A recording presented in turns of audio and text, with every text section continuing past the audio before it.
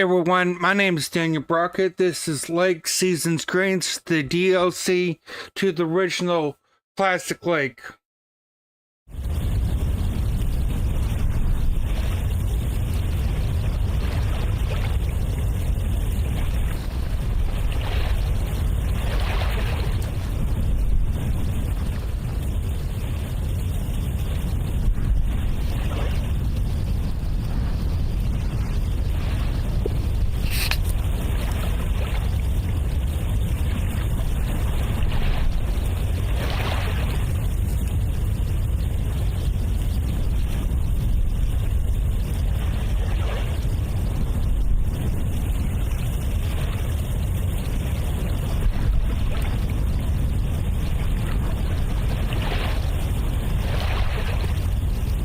Hey, Megan.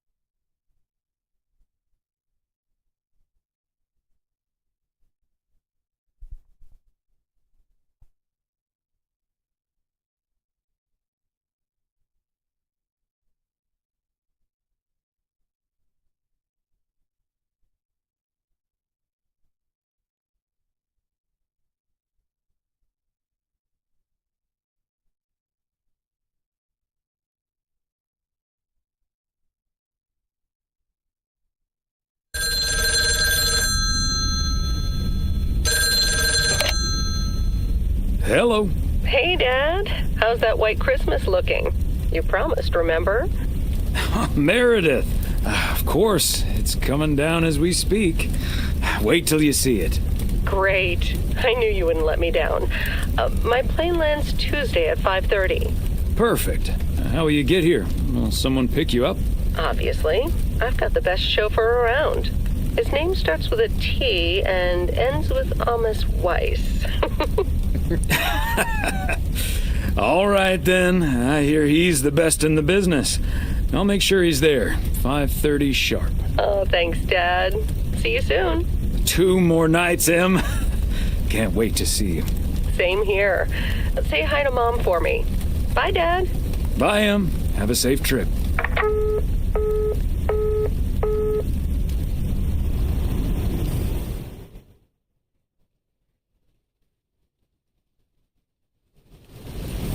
Good morning, Thomas. I bet you woke up feeling like $1 million after winning that monster pot last night. Morning, Frank. It felt like $96.40, actually. But yeah, I had a great night's sleep. I bet. It looks like you've hit the jackpot again today. There's hardly any Christmas mail rush because of the snow.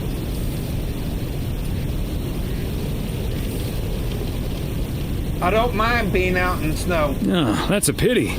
I really don't mind being outside in the snow. Well, I do. Snow's for looking at, not for walking through. Take it easy out there today.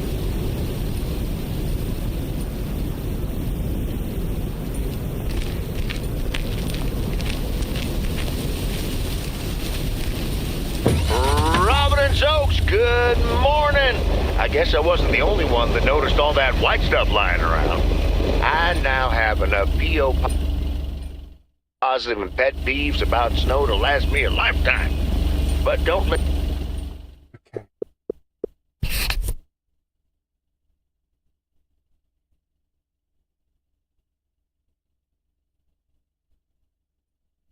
Great walk, action camera. Oh, separating.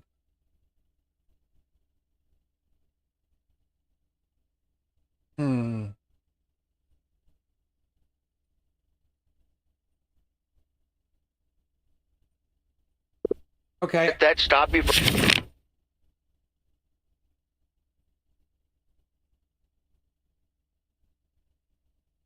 calling in new ones. My answer machine can handle it. P.O. positive or pet peeve? We're starting off the week with a PO snow positive from Cheryl. Jack, we all love the beautiful snowy scenery. But there's one thing I like even better. The sound. Or actually lack thereof. Fresh snow absorbs sounds and creates a tranquility that is just sublime. Believe it or not, Cheryl, even a loudmouth like me can appreciate a bit of silence every now and then. And, judging by the weather, we can enjoy it for a little while longer. We've got some bright but cold days coming up with a chance of snow later in the week. And now, music.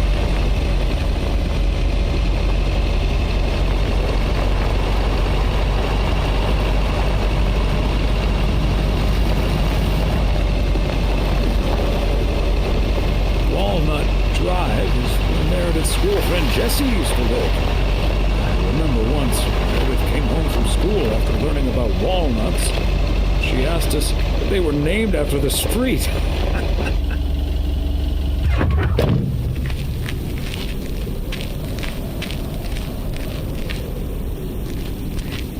Fancy handwriting on this one.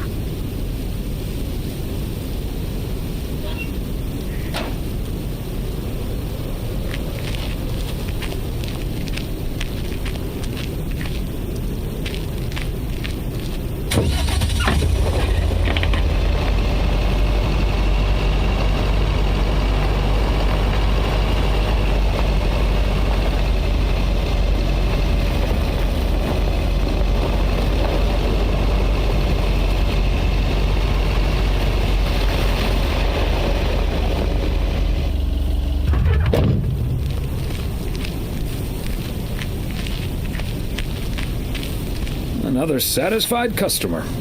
Unless it's Bill's.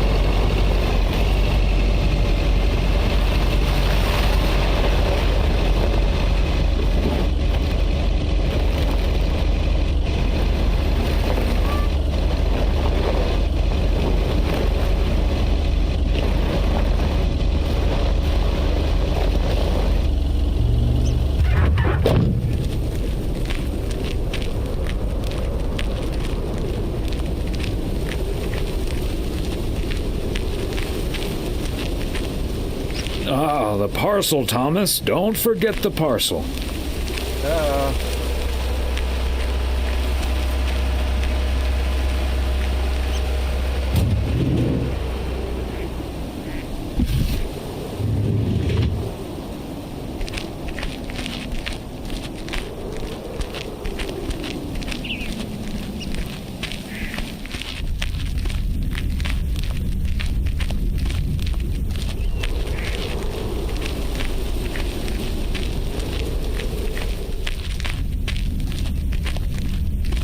Hi, Ben. Got a pretty hefty package here for you.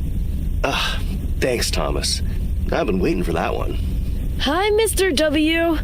Please, please, please tell me the mail truck needs a tune-up. Hey, Lori.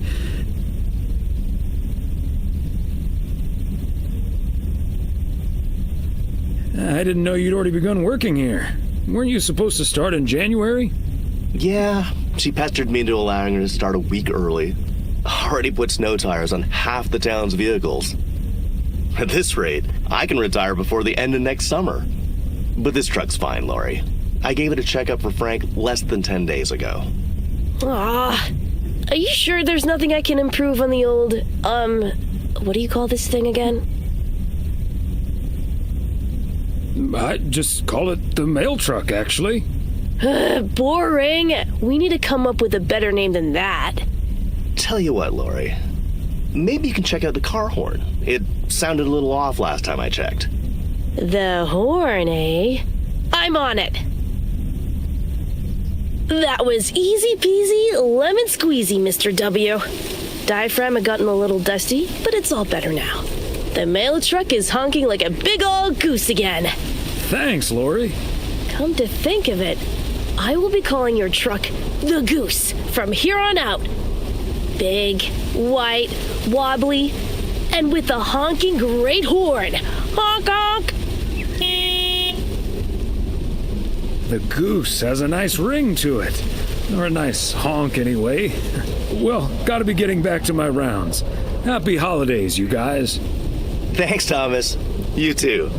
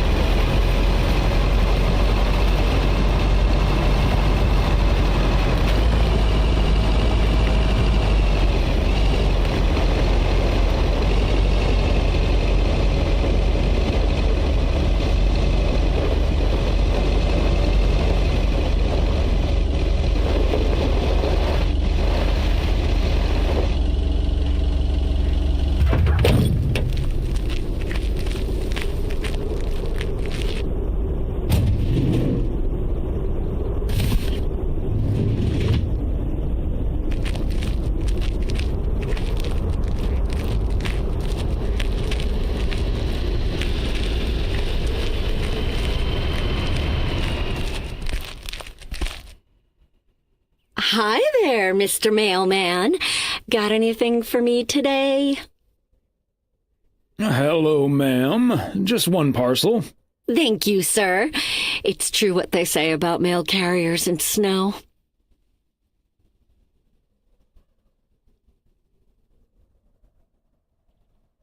You bet.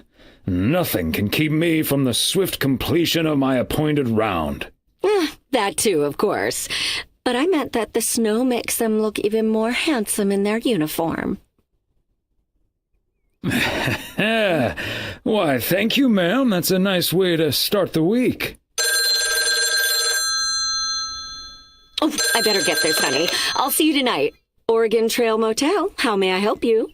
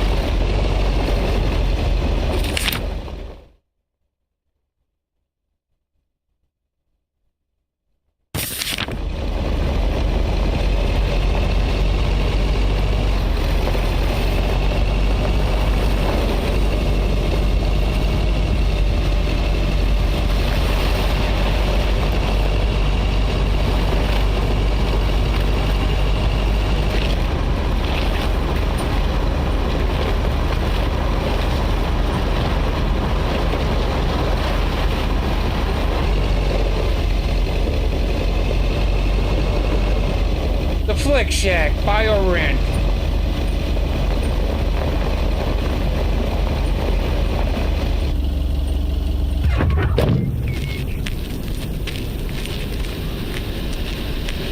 The Hound of Music, look who's here to save us all.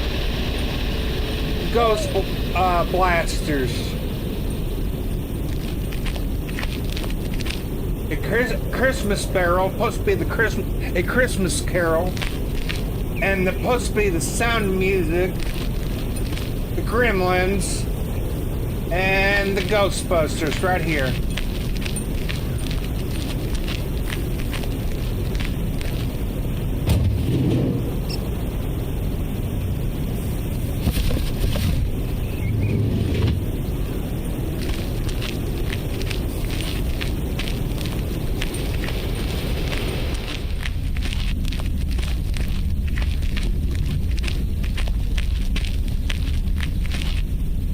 Hello, Angie. Long time no see.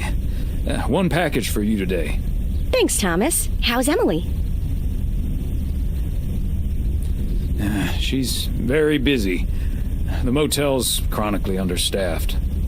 Ah, yes. This must be busy season at the motel. I do like it when out-of-towners come to visit our little hamlet, especially when they like movies. Apparently most of the rooms have been fitted with VCRs now. Should be good for business. So, what do we have here? Oh, right. You okay there, Angie? It's just some things from LA. Toiletries, stuff like that. I recently ended my relationship. Angie, I'm so sorry. It's fine.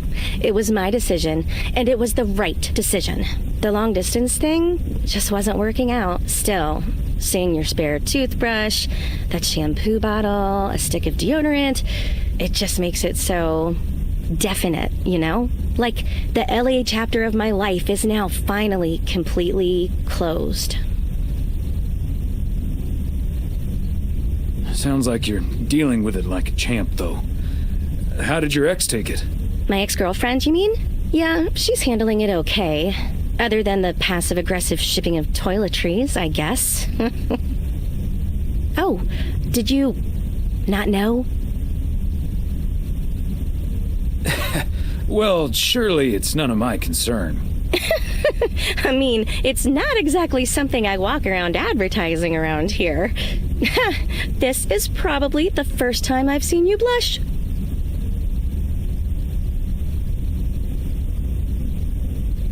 Breaking up right before Christmas Eve must be extra tough. Yeah, that does add to the melancholy. Timing isn't exactly my strong suit, I guess. Well, I'll leave you alone with your thoughts. And your spare toothbrush. Merry Christmas, Angie. Merry Christmas, Thomas. My toothbrush and I bid you adieu.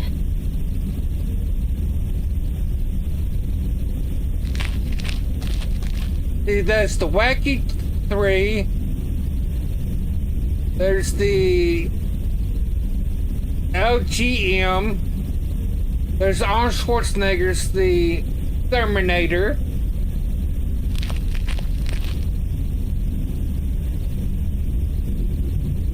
There's the Spooky Theater promo display. I see the Flashdance.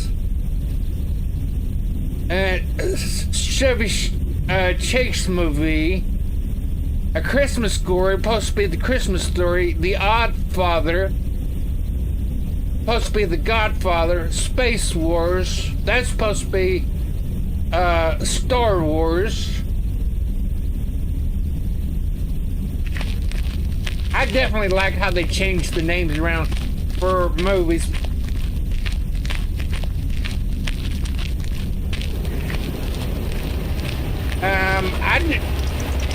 I just will tell my ex just throw my poetry away and all that toothbrush, cause I can get new.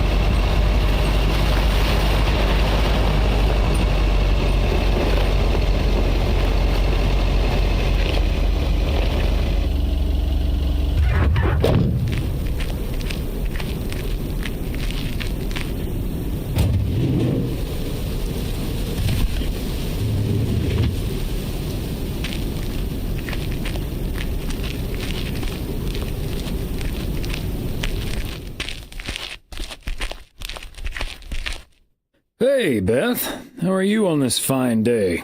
Thomas, hi. Business as usual. Nah, I'm just joking. The situation is not that dire.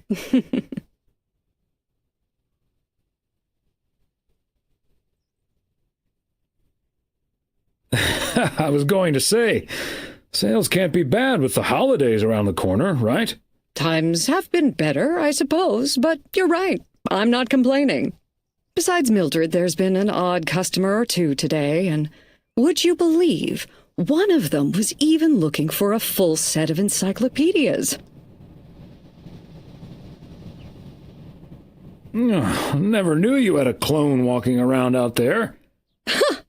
Well, that certainly would be something, wouldn't it? There wouldn't be enough books to discuss or wine to consume.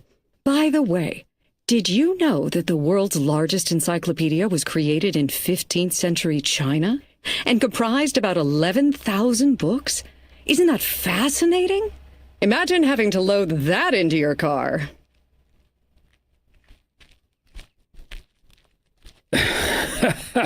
I don't think my trusty old van could take that. Or my bookcase, for that matter. Well, they do say a good book is easy to pick up, but hard to put down.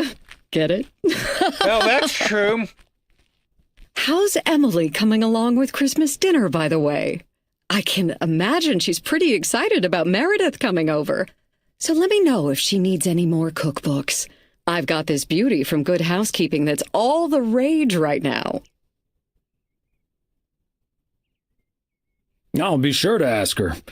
But you know how Emily gets in the kitchen. There'll be so much food, we'll be eating stuffing all week. I suppose you're right. But don't you worry, I'll leave the cookbook.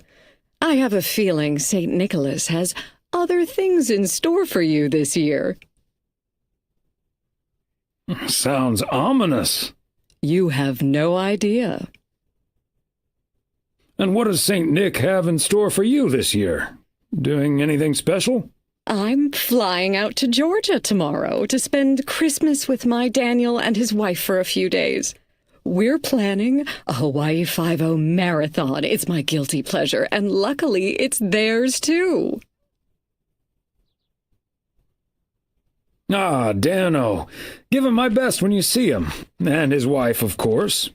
I shall. Right. I better get back to it and get ready for the New Year's sale. I've been in a perpetual fight with my pricing gun lately, so I need all the time I can get. And good things come to those who wait. I'll bring over your presents later in the week. I hope you have a Merry Christmas Eve tomorrow, and give my love to Emily and Meredith. Will do. And season's greetings to you too.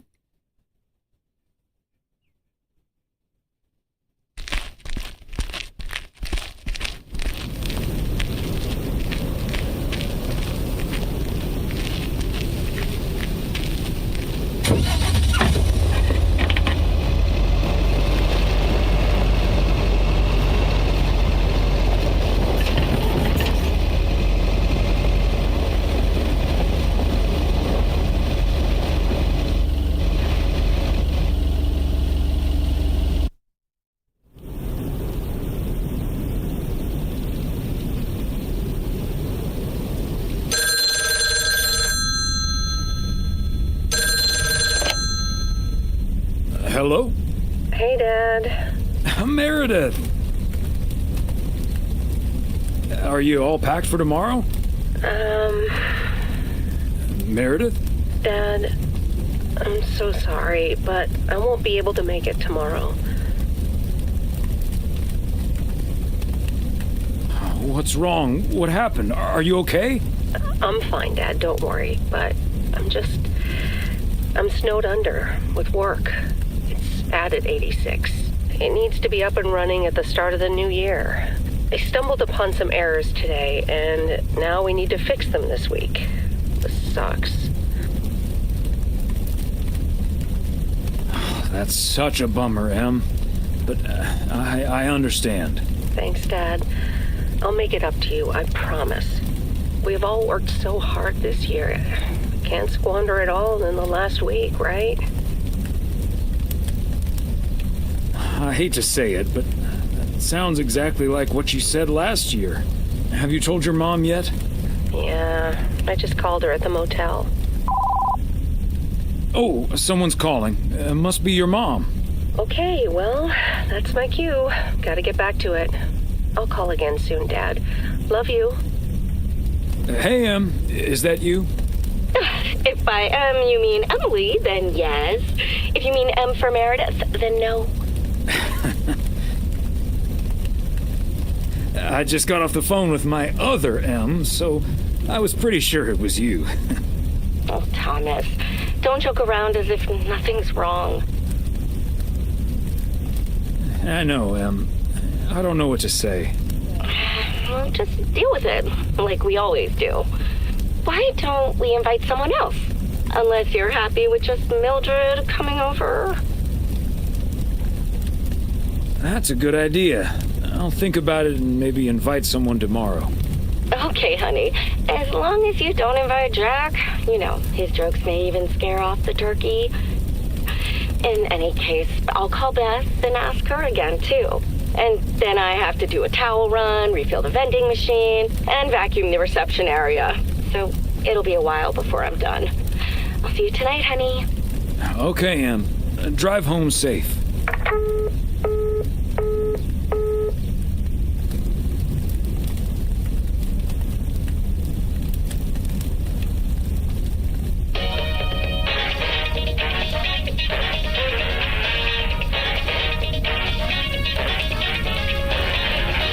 Detective Fries! You've been assigned a new partner. Oh, come on, Chief. You know I don't need nobody's help. He's from Germany. Hamburg, to be exact. A German? Oh, for Christ's sakes. Stop complaining, Fries, and go pick up that hamburger from the airport.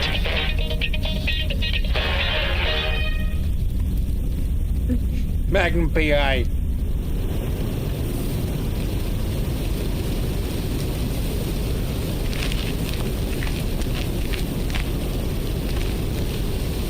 Morning, P.O. It's time for a different take on the snowfall. P.O. positive or pet peeve?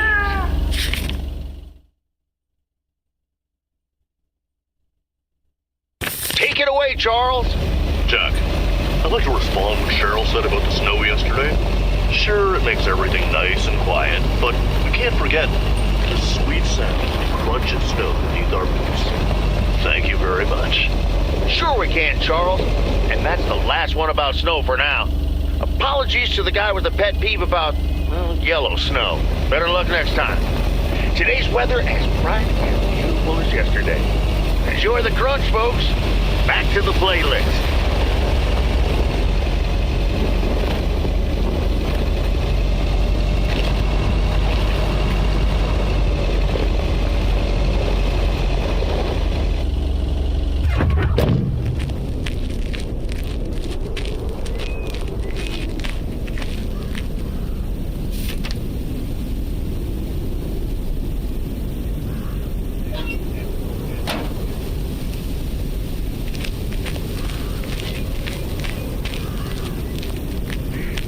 Everyone knows you're not supposed to eat the yellow snow.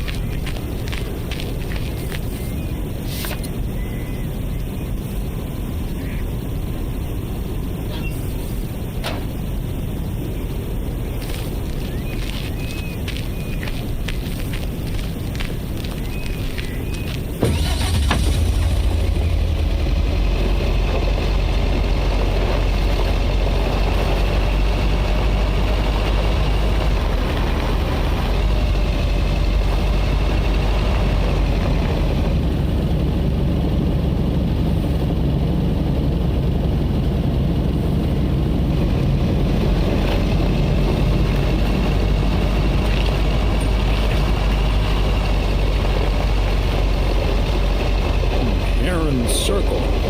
Feels like I'm going around in circles sometimes.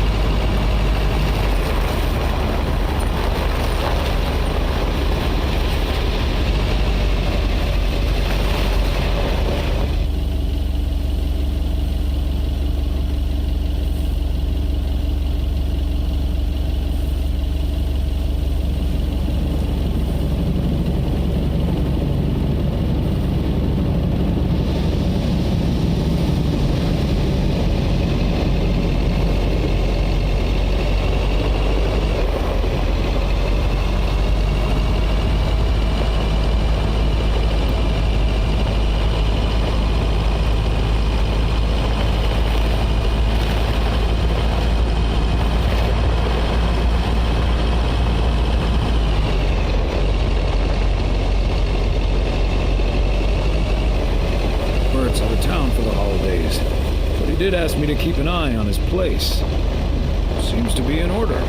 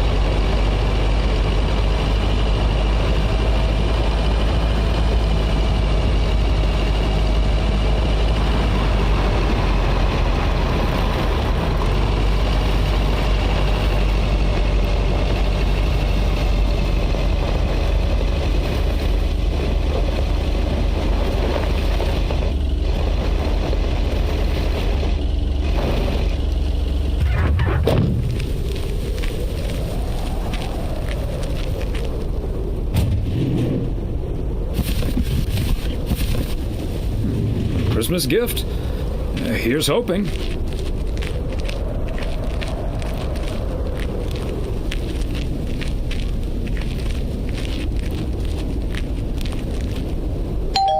Papa John's Pizza. Wow, a visit from the Poker King. I humbly thank you for the honor. The pleasure is all mine, sir. And this package is yours. Ooh, boy, Frank came through once again. A package from Frank, huh? I don't want to know what's in it. A nice attempt at reverse psychology, but I'm not going to tell you. But what I will tell you, I'm kicking off the new year with a bang. I better put this somewhere dry. And then it's back to reading Doyle Brunson's Super System. Oh, you're in trouble this Sunday, sir.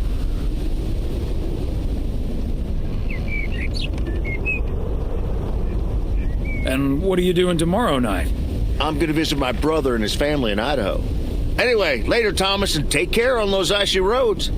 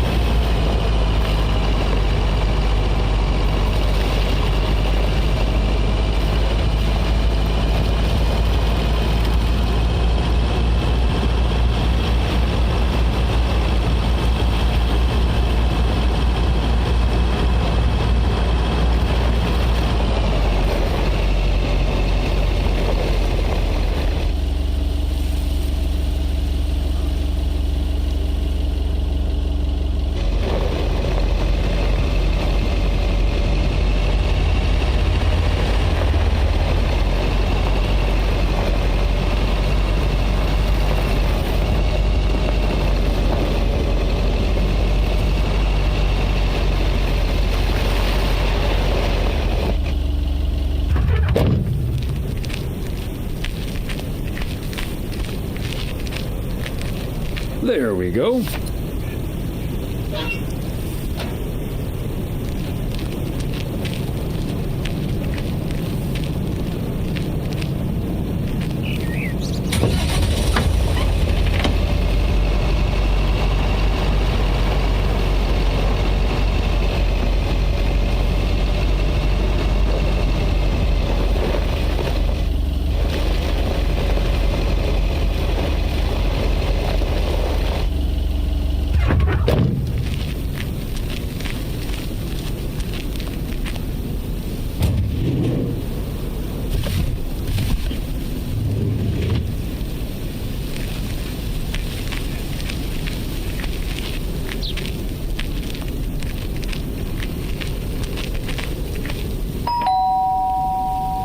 Oh, good day, Kay.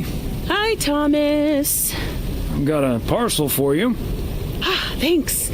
I'm sure Santa will be happy this arrived just in time. Anything I can do to help the old man out.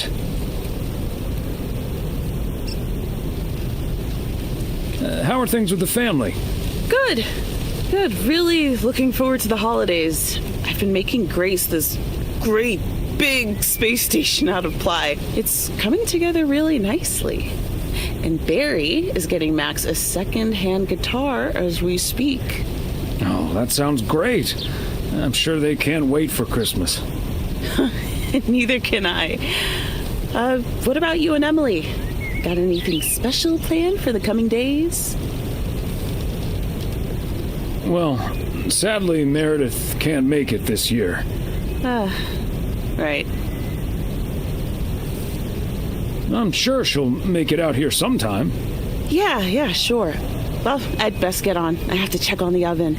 Or Santa will have to eat charcoal when he stops by tonight. All right, best get back to it myself. Give our love to Barry and the kids. And Santa, if you happen to see him. Will do. You and Emily have a great Christmas too, okay?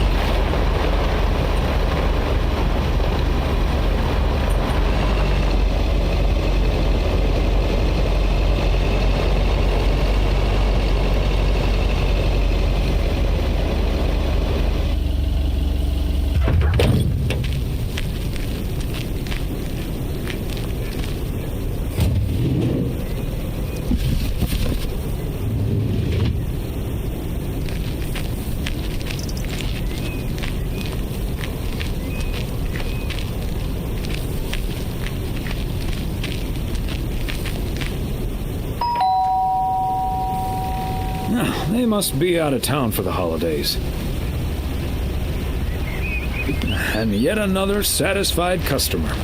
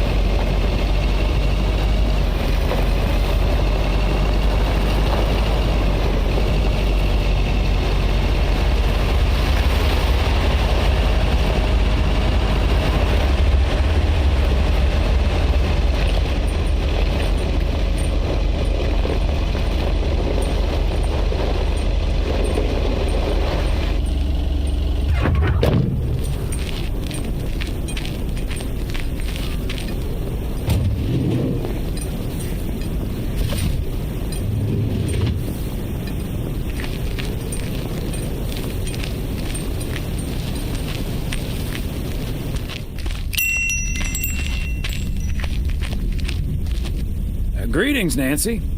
Hello, Thomas. That should be the last batch of Christmas pudding ingredients. Sounds good. Is it for you or for the store? For the store, of course. I'm not gonna change my cooking schedule just because of Christmas. But isn't that the best part of Christmas? I'd rather save myself the time and effort. Fair enough. Have a good day.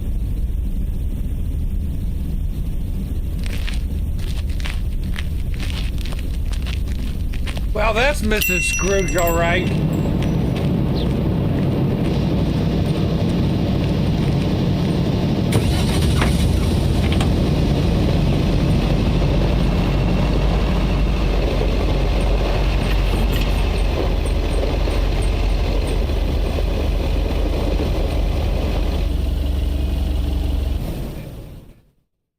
Hey, Thomas, do you think it'll ever stop snowing?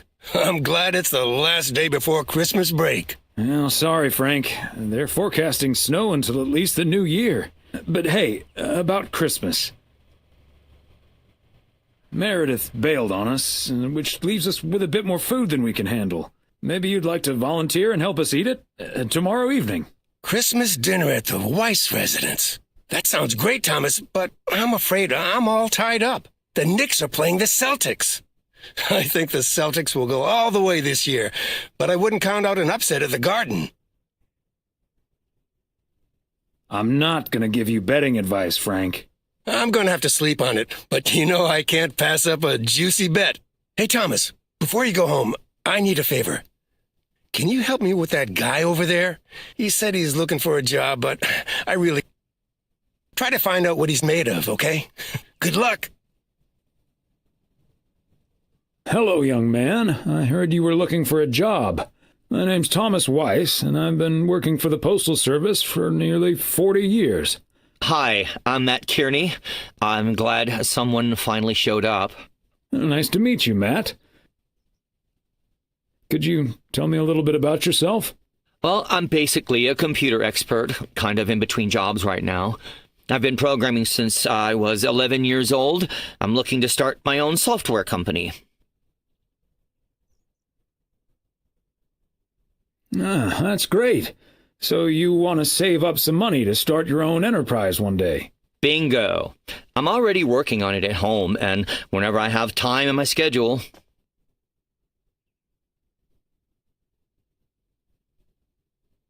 Aren't you afraid that might interfere with your day job? I have the focus, determination, and willpower of a professional athlete. Okay. I have a few more questions. Would you mind working overtime every now and then? During the busy Christmas period, for instance? I don't think I'll ever have to work overtime. The way I organize everything, overtime simply won't be necessary. That sounds great, but what if overtime is needed for reasons that are beyond your control? Okay, yeah, sure. I'll go the extra mile, take one for the team, and all that. Could we wrap this up now, please? I don't think working here requires an extensive interview process. I'd like to ask one more question, actually. What salary are you looking for?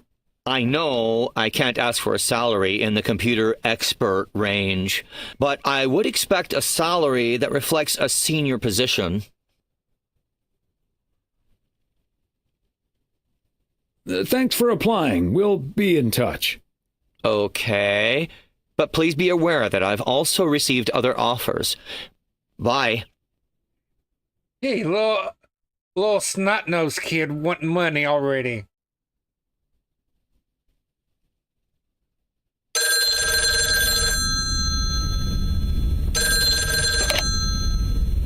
Yep, hello. Hey, honey, it's me. Finally found time to call. I'm having such a busy day. Did you invite anyone else over for tomorrow? Yes, I did, but no takers. So it's just you, me, and Mildred. Or is Beth coming as well? Yeah, Beth is coming. So happy I could finally change her mind. Nice work. She's great company. As opposed to Mildred? No, this is not funny. Mildred is a sweetheart. And you better wear the Christmas sweater she knitted for you last year.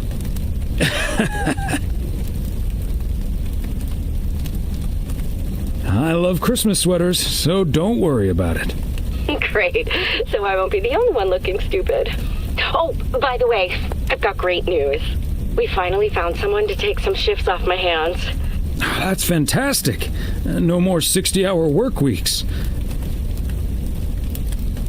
Do you know who it is? I wasn't at the interview, but I was introduced to him after he was hired. Did he wear glasses? Yes, he did. Was he wearing a turtleneck sweater? Yeah. Are we playing Guess Who? His name is Matt Kearney. He said he's going to completely overhaul our computer system. That's the guy I interviewed this afternoon. Really? Did you like him?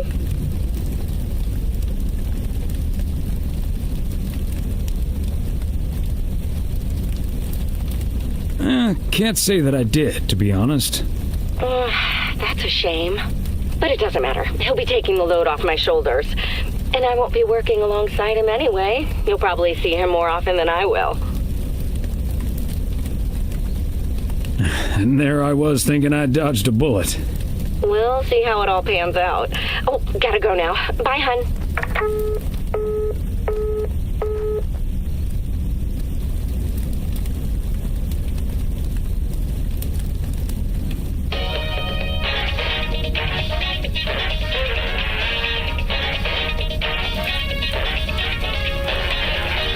Guten Tag. I am Klaus Kartoffelkanoodle. You must be Jimmy, my new partner. We will be the best team in the district. Where is the cop car? Let's catch some crooks. You don't like to talk much, Jimmy. I need a friggin' coffee. Yeah, coffee and your real donuts. I love it. No comment.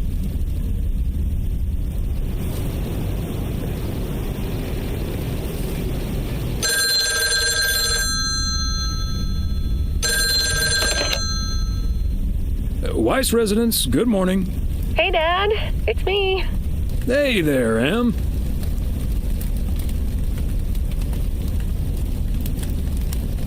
Merry Christmas. Thanks, Dad. Merry Christmas to you, too. I wish I was in PO right now. That makes two of us. And probably three, but Mom's at the motel.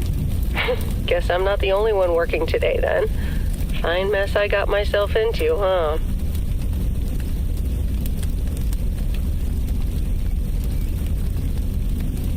Do you want my 2 cents, or shall I just listen? I reckon I already know what you're thinking, and you're probably right. I'll be okay, Dad. Work's progressing nicely, actually. And Tess is coming over later. She's also stuck here. We're going to try to cook up some semblance of a Christmas meal. Oh, that's good to hear, Em. But I'm glad the other Em will be in charge of my Christmas dinner. Can't disagree there. Her lemon mashed potatoes alone blows all my cooking out of the water. Oh, that reminds me, I need to try to pry that secret recipe out of her. I'm gonna call her at the motel right now. Thanks for talking, Dad. And Meredith Christmas. Missile Thomas wishes you the same. Oh, I did not hear that. Love you.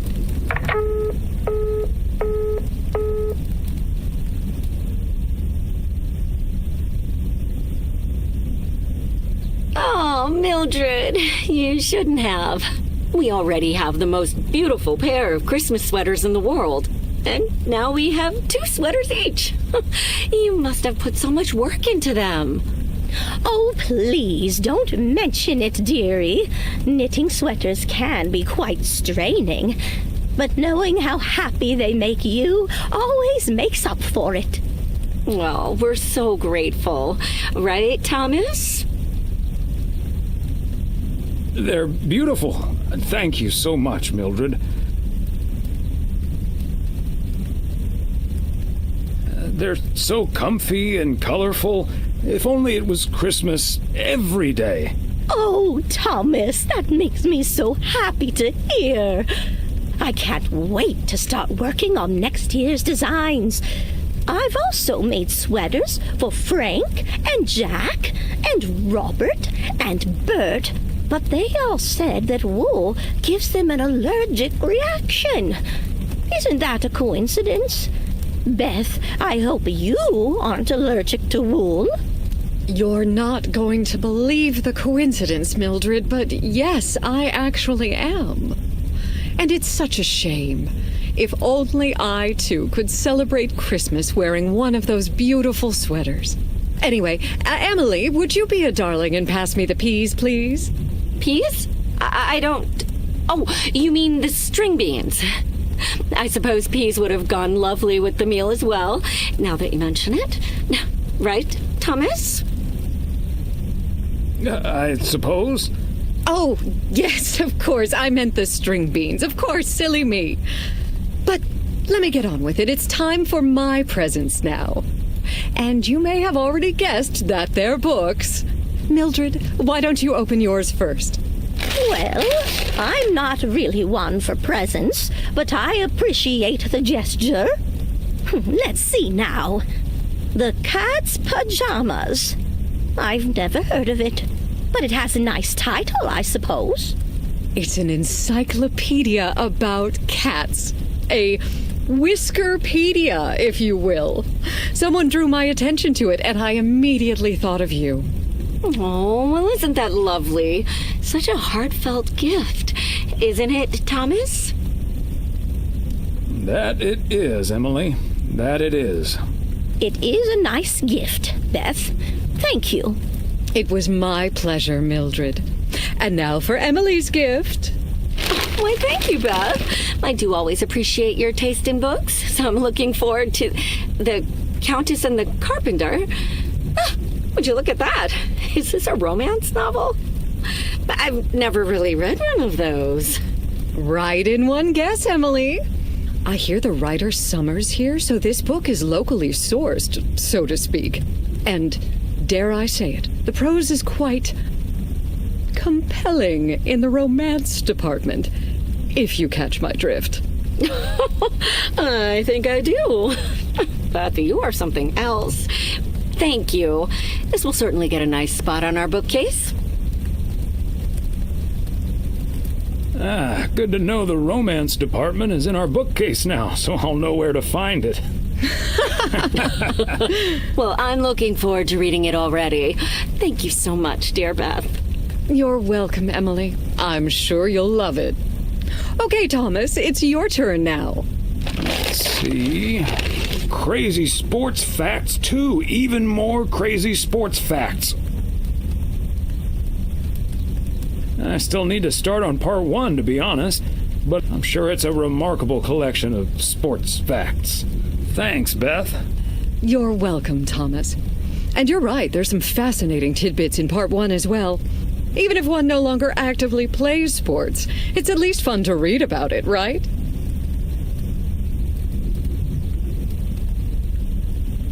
Hey now, kids playing basketball still regret it when they challenge the mailman for a game of horse. Well, there's no shame in admitting that you're not getting any younger, Thomas. In fact, none of us are exactly spring chickens anymore. Things like your arthritis can't magically be wished away by positive thinking. Who's up for some blueberry pie? Speaking of blueberries, my bridge partner Edna's niece discovered this mole last week. Hold that thought, Mildred. I really need to take this. Hello? Hi there. Could you put me through to Meredith Weiss, please?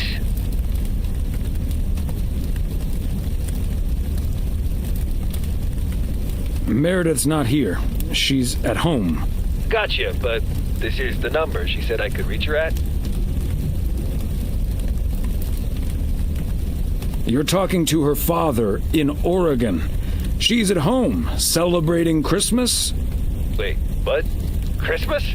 Oh my gosh. I'm sorry to bother you. Is it Christmas already? Gosh, I totally missed that. I've been pulling a couple of all-nighters. I'm gonna splash some water on my face. Sorry again, Mr. Weiss. Enjoy your evening. Bye. Merry Christmas. Gee, what a rude person. Everything okay, honey?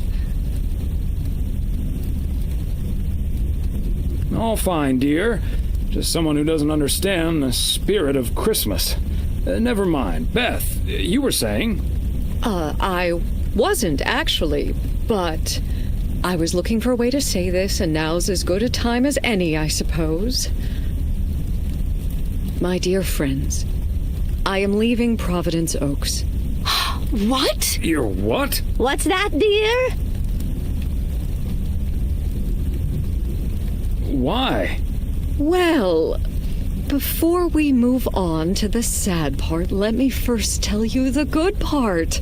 Ladies and gentlemen, I am going to be a grandmother. Oh, that is amazing. Well, I'll be. Whose mother? I mean, congratulations. Yes, my son Daniel and his wife are expecting. Isn't that wonderful? But, and here's the proverbial kicker. You may remember that they moved to Savannah, Georgia a few years ago. So if you put 2 and 2 together... You're moving away to be with them. That's great, Beth. I'm so happy for you. That is marvelous, Beth. Congratulations. I wish you and your family all the happiness in the world. But I'll miss you something terrible. We all will. But we have to toast to the good news. Thomas, go pour us some brandy and I'll get the pie. Oh, Thomas, would you have any antacid? That eggnog is starting to stir up something indiscreet. On it. Now, let's celebrate this wonderful evening, ladies. Here's to a lovely old Christmas spent with good friends. Hear, hear, hear. Hear, hear. Hey, I didn't know I live in Savannah, Georgia. Hey, Thomas. Did you see the game last night? Morning, Frank. Nope, we had our Christmas dinner. But I have a feeling you're going to talk about it anyway. The Celtics were up by 25 in the third quarter, but they still lost the game in double overtime. So was it a big payday for you? One of the biggest of the year. And now the odds are dropping for Boston. I'm gonna bet on them to win it all this season. I'm not sure that's a good idea, Frank. Ha, Thomas, we'll see. Have a good one today. His shirt is untucked and unprofessional male-like. Season's greetings, P.O. It's the second day of Christmas.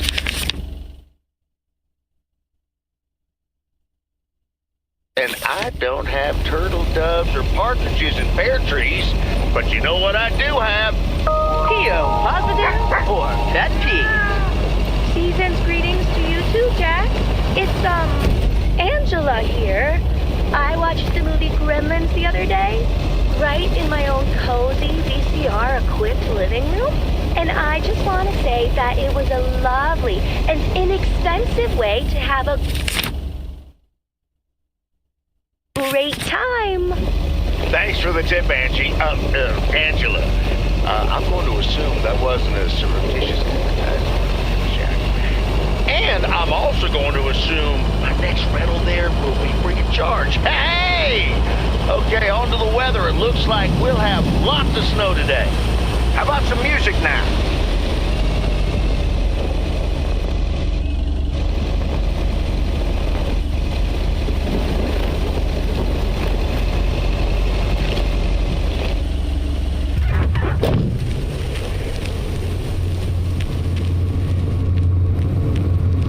Somehow it's always nice when our neighbors get a letter. Here's to you, Andy and Toby.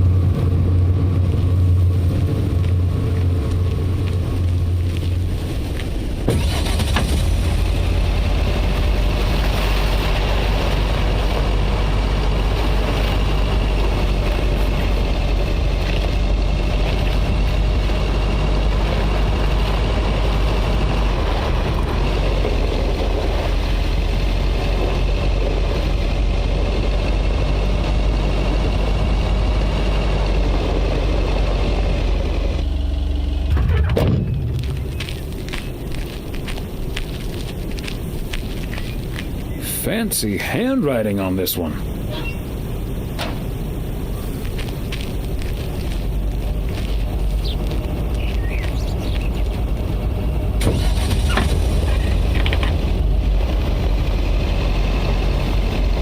Drinking and driving in the snow.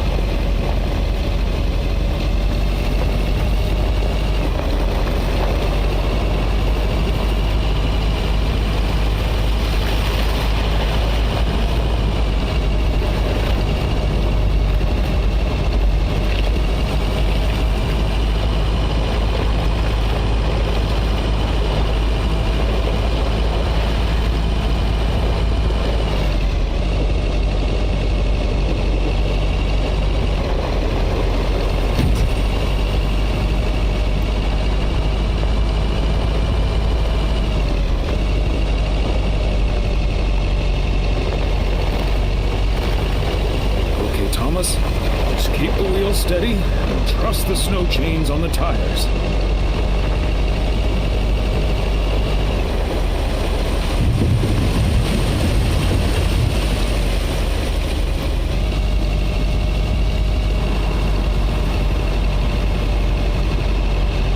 I'm reminded of our honeymoon to Niagara Falls all those many years ago. A little more impressive than our local waterfall, but not by much.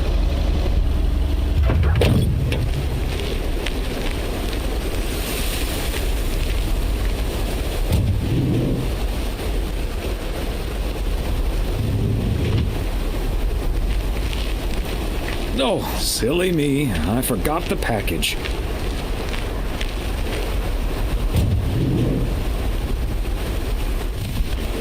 Okay, let's get this to its destination. Hey there! Looks like Santa's a little late this year.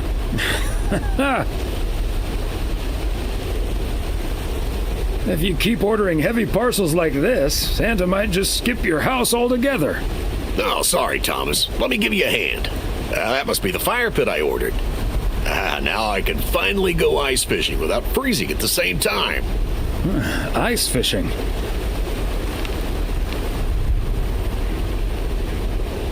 Well, you're in luck. Bert's out of town, so I could use someone else to talk to. Not that Bert talks that much. How about it? Tomorrow evening? Sure, let's do it. But you better make sure that fire pit is working. Perfect. I'll bring all the gear, but feel free to bring some booze.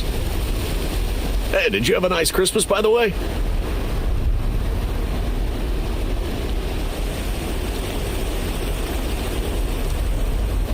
Sorry to hear that.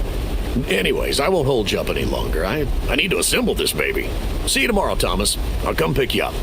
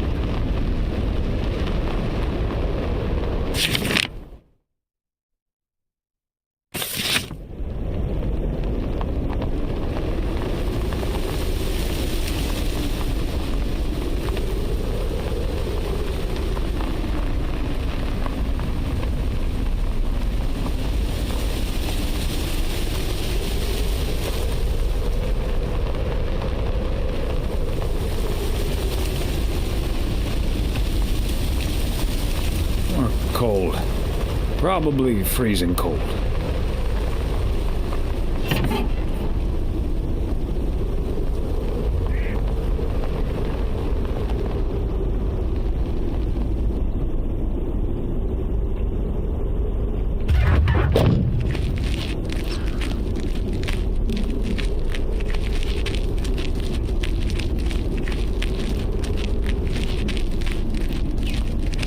Another satisfied customer.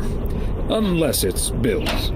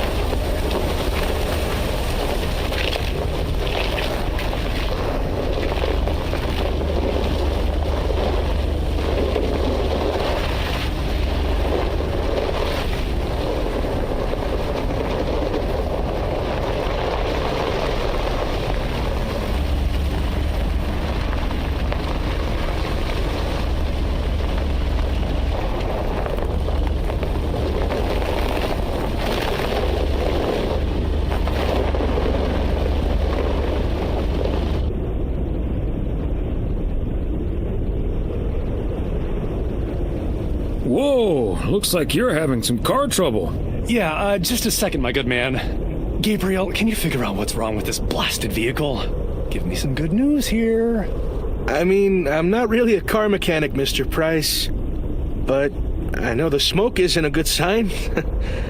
No, duh, Einstein. Say, hey, Mr. Mailman, what's your story?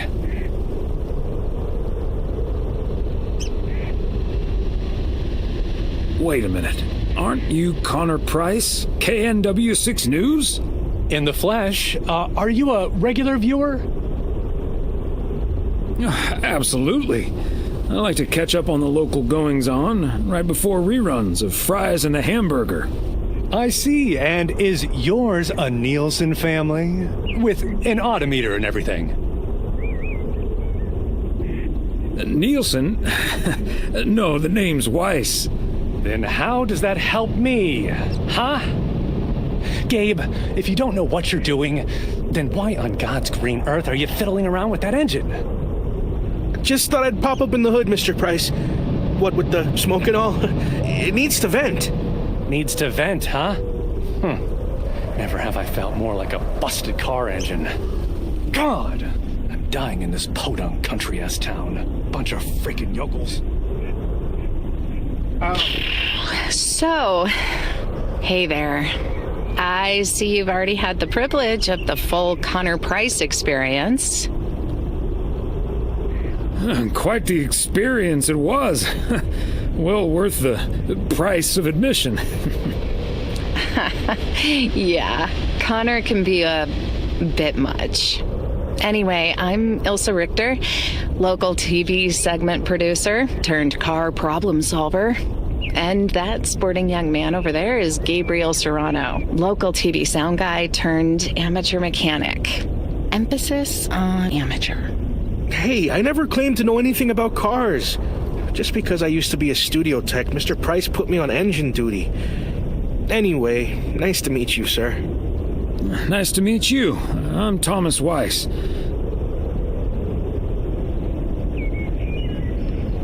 And as the local mail carrier, I know just the guy to fix your car problem. If you mean young car service, I'm way ahead of you, Mr. Weiss.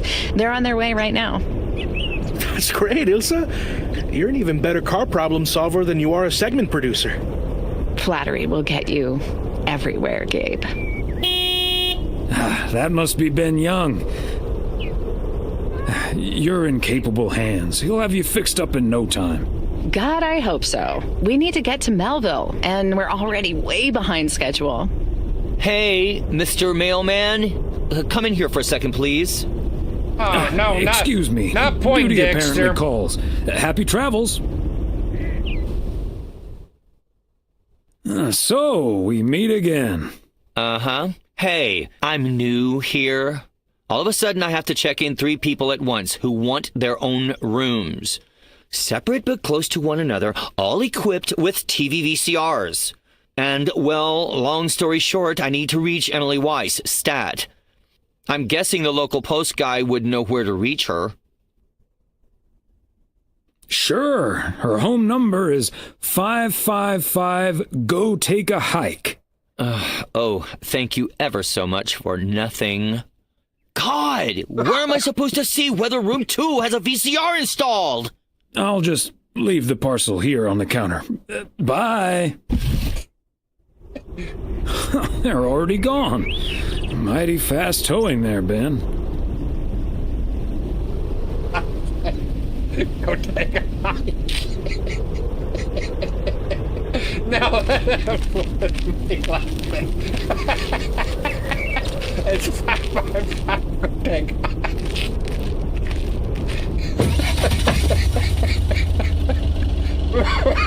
That was worth me laughing.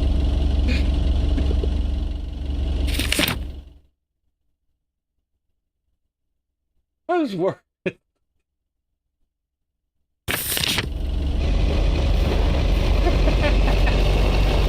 I fucking like Ortega.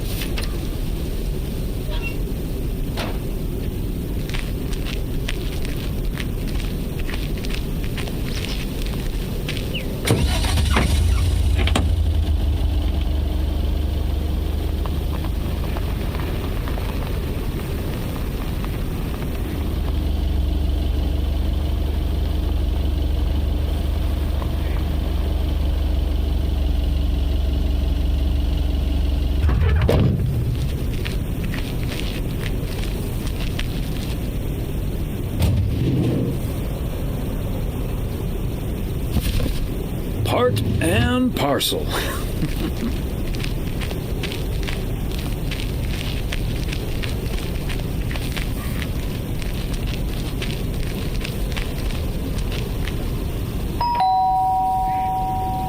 Nicole.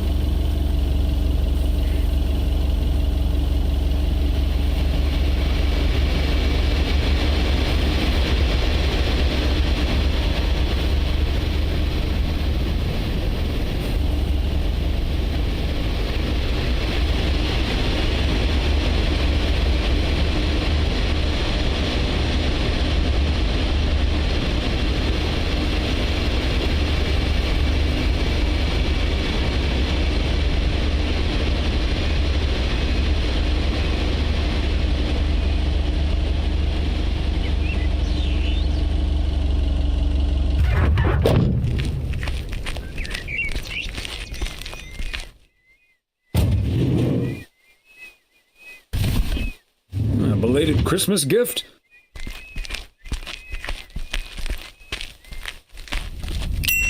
Yes, I understand, but Maureen said... Does it really matter what Maureen said? I can't help that her orders have been delayed because of the snow. She should have just ordered sooner. It's not like New Year's Eve appeared on the calendar out of nowhere. That's true, but it was only 2 weeks ago that she decided to throw a celebration at the diner. And once we're sure we can host a proper party for everyone, you are also invited. That sounds an awful lot like blackmail to me. Please come to my party, Nancy. But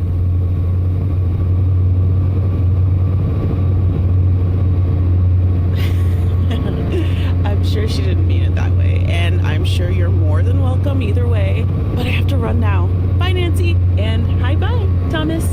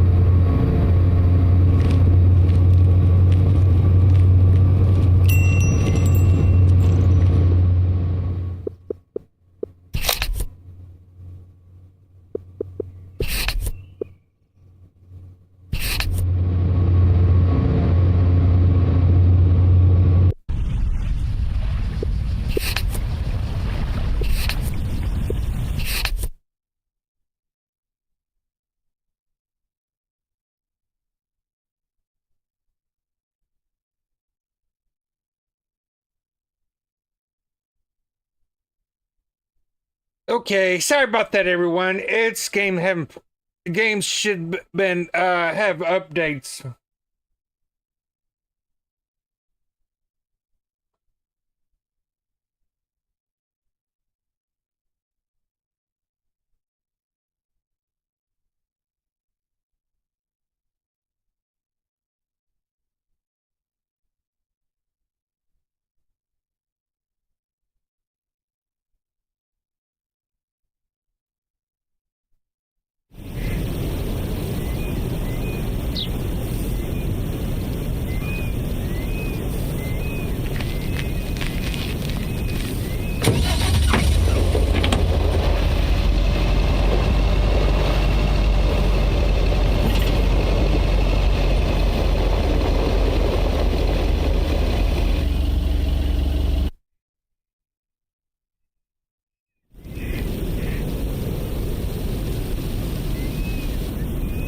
Hey, if it isn't Connor Price.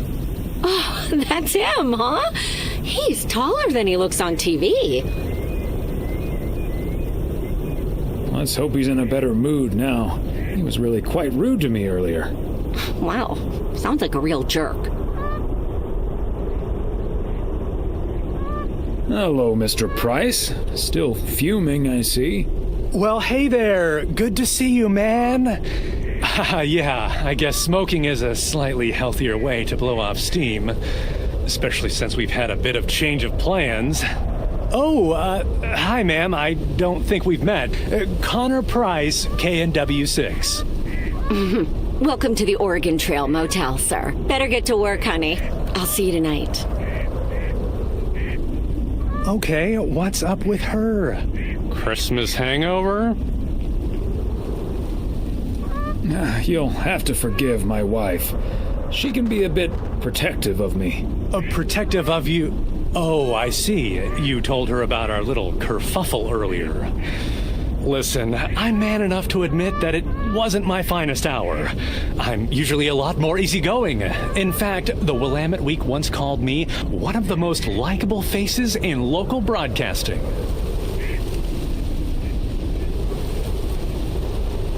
Well, my grandma used to say that it's easy to be nice when everything's fine. Staying nice when you're under pressure, it takes a bit more effort. Well, when my car isn't breaking down during a tight shooting schedule, I'm a pretty swell guy. Believe me, that's the price guarantee. So, has Ben Young managed to fix your van yet? No, that's the change of plans I was referring to. Turns out we need some parts that the garage doesn't have in stock, so Young's having them shipped over ASAP. But in the meantime, we've decided to stay right here in lovely, picturesque, whatchamacallit, USA. It's Providence Oaks, P.O. for short. Yeah, well, to be honest, all these little villages look pretty much the same to me anyway. See, we're supposed to be shooting some remotes on local end-of-year festivities and such. A grand kickoff to our special series on small-town American life. And it doesn't really make much of a difference if we start here or in freaking Melville. Except, of course, that Providence Oaks is way nicer than frickin' Melville. I was gonna say, this town has warmth. I like warmth. And so do our viewers, I'm betting. So get ready for your town to be featured in part 1 of The Oregon Trail. Title pending. Might be a little too on the nose.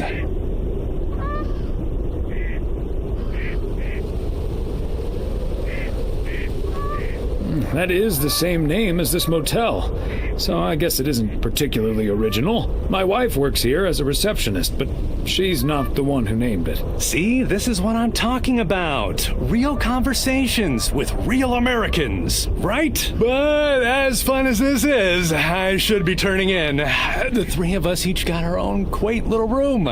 Mine's non-smoking, unfortunately. Still beats Gabriel's. His doesn't even have a TV. Can you believe it? Well, I best be on my way. Anyway, great banter. See you around, my main mailman. Bye.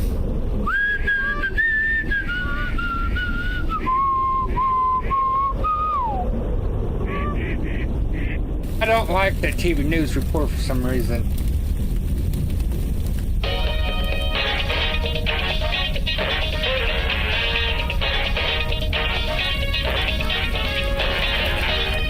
Attention everybody!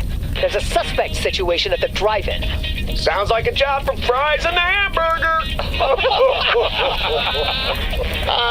Real funny, guys. Okay, Klaus, let's go check it out. Let's get ready to rumble.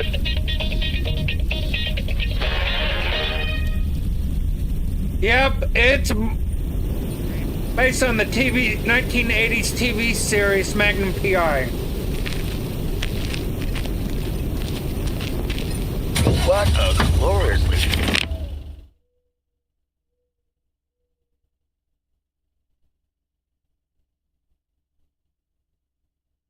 Fine Friday it is out there, y'all. Want to hear a PO positive? You tuned to the right frequency. PO positive or pet peeve? Let's hear one from Mildred Meow Jenkins. Hi, Jack. I would like to thank our own Robert Harris for all the snow he shoveled from my driveway this week. He even brought a fish snack for my cats. Say thank you to Robert now, my dears. Way to go, Robert. Feel free to help clear out my driveway as well. It's only about a quarter of a mile. And it'll probably need shoveling because more snow's coming. But we're back to bright and sunny skies later today. Back to the music.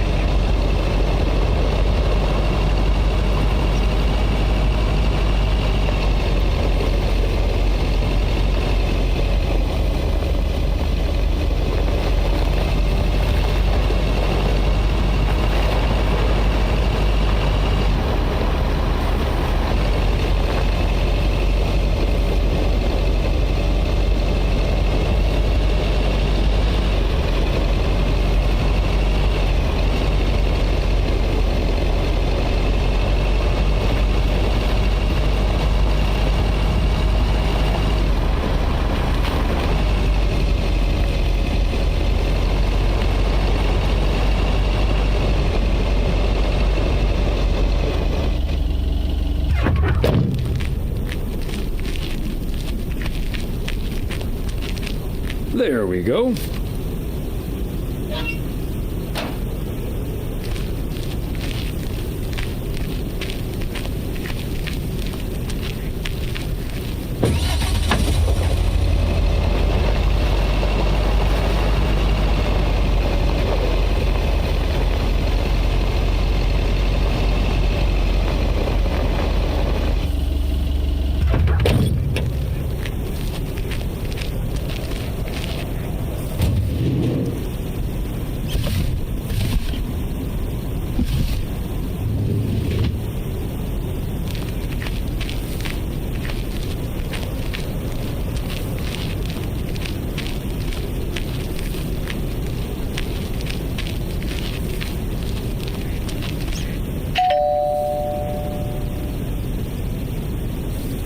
Neither snow nor rain, nor heat nor gloom of night.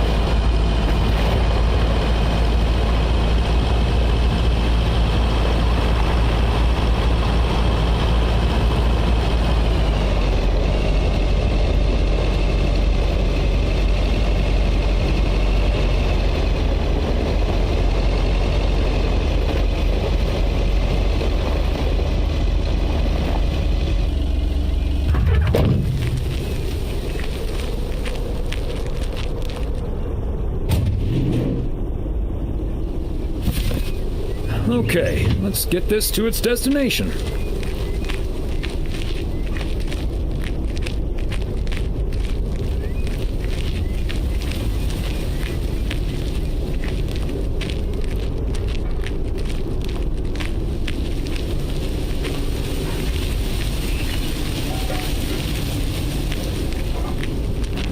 Okay, so we still need to check Spanner Dam for the mood shots.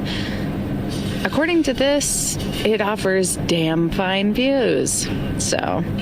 Hey, Mr. Mailman. Come on over. Talk to us for a sec. Gabe, we don't have time for idle chit-chat. He can help us out, Ilsa. No one knows the town like a mailman. Right, Mr. Weiss? Hey, Mr. Serrano, Miss Richter. Please, call us Gabe and Ilsa. He can call you Gabe and Ilsa. I prefer Miss Segment Producer Extraordinaire. And you can call me PO's Premier Parcel Provider. Thomas for short. Anyway, we're scouting out this beautiful town of yours for our report on small town America. It's great, but we could use the inside track. So, any secret spots we're bound to miss, but shouldn't? Well, the watchtower up at Eagle Peak. You can take in the view among the treetops. But make sure you watch out for those creaky steps. Oh, hey, Maureen. Now, here's your coffee, folks. Sorry for the delay. Faucet's been acting up again, which should have been fixed yesterday. Oh, you want me to check on it, Miss Hennessy? Oh, now look at you. My knight in woolen armor. Would you, dear? I can take a look. Well, isn't that nice of you? Back of the kitchen, honey. Ashley, someone who does know what he's doing is coming in. Show him where the busted faucet is. And stay out of his way. Ashley's a sweetheart, but when it comes to fixing things, that boy is all thumbs. See, this is what the segment should be. Interacting with the townsfolk, helping out. I love it. Oh, such a nice fellow. Yeah, you're in good hands, Maureen. Gabriel may look and act like a naive little pup, but he can fix anything. Well, except for our van. But other than that... Oh, is that a fact? Well, in that case, I can think of a few more things he could fix around here, if you catch my drift. Oh, Maureen, there's a lady present. Let me just go check him out. Check on him, I mean. So, anyway.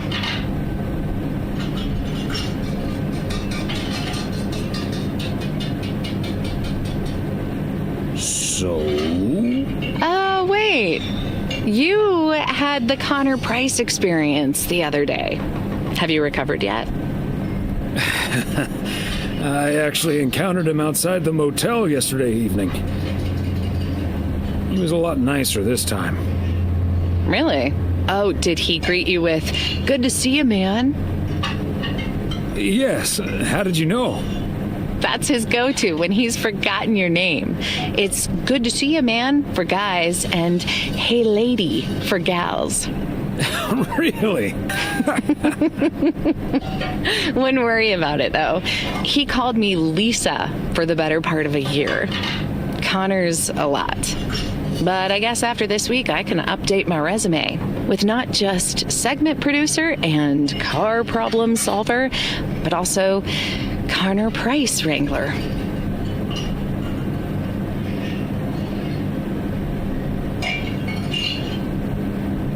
It must be a little weird being stuck in a strange town with two colleagues. Guys you probably don't even know that well. I know I wouldn't last a day in the same situation with my colleague Frank, and he's a friend. It does take some adjusting. But Gabe's a big old puppy dog, at least.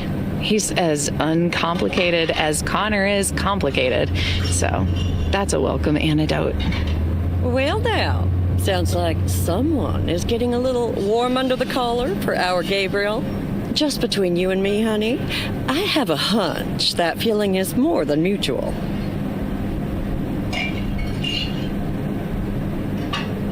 Maureen, is the faucet fixed yet?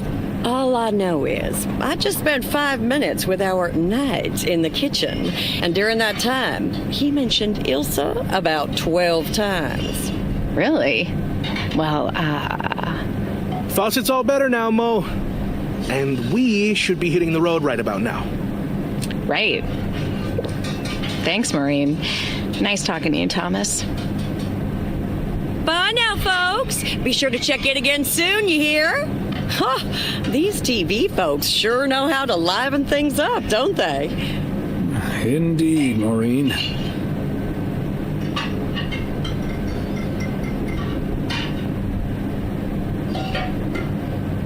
They're the talk of the town, all right.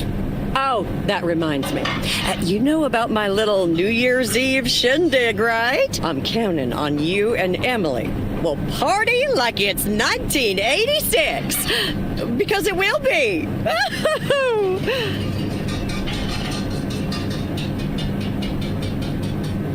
Of course we'll be there. Wouldn't miss it for the world. Best get back to it. See you, Mo. Bye now.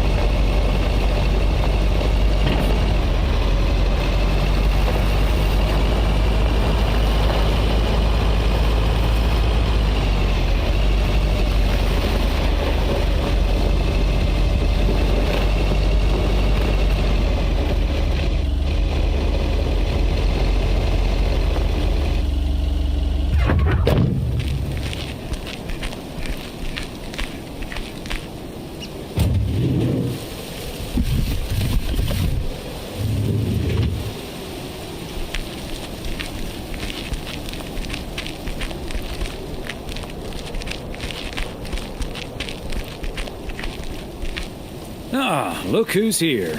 Hey, Thomas. Yeah, I needed to take care of some stuff. Hardly any customers at the post office anyway. Aren't you at least a little worried that Walter Morgan might show up? Morgan? I don't think so. Last time that city slicker tried driving in the snow, he totaled his car against the deer statue.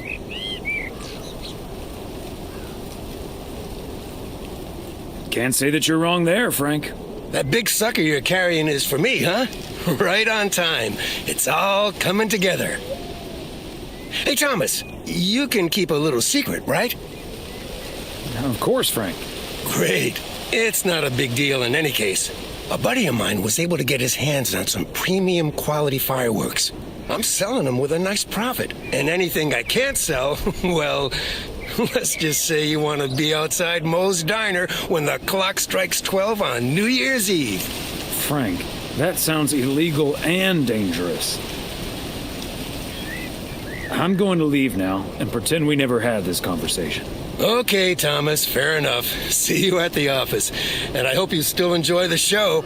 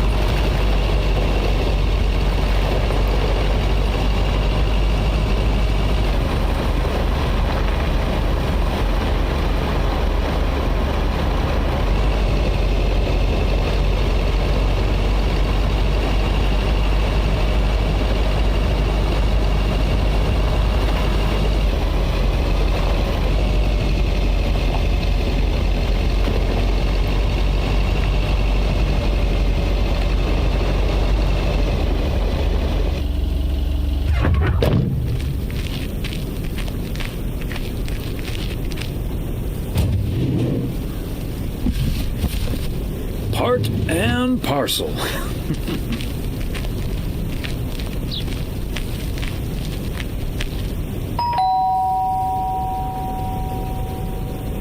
Another day, another dollar. I'm starting to sound like Frank. Please don't.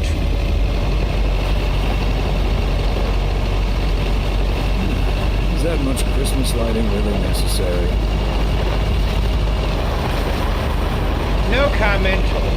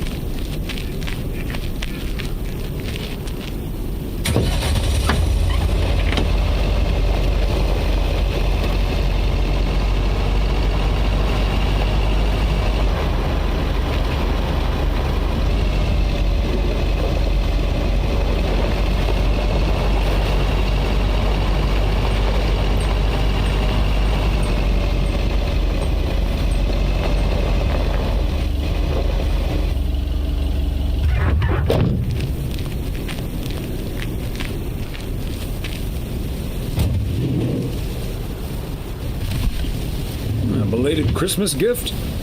Maybe.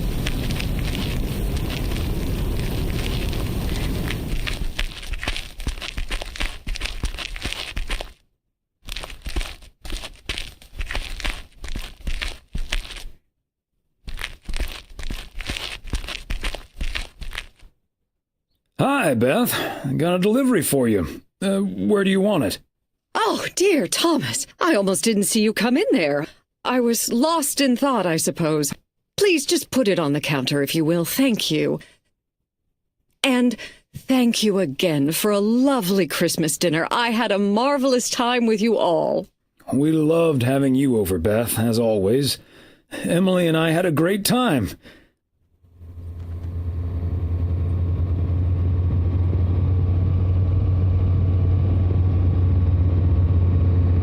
Although always is not going to last forever, it seems.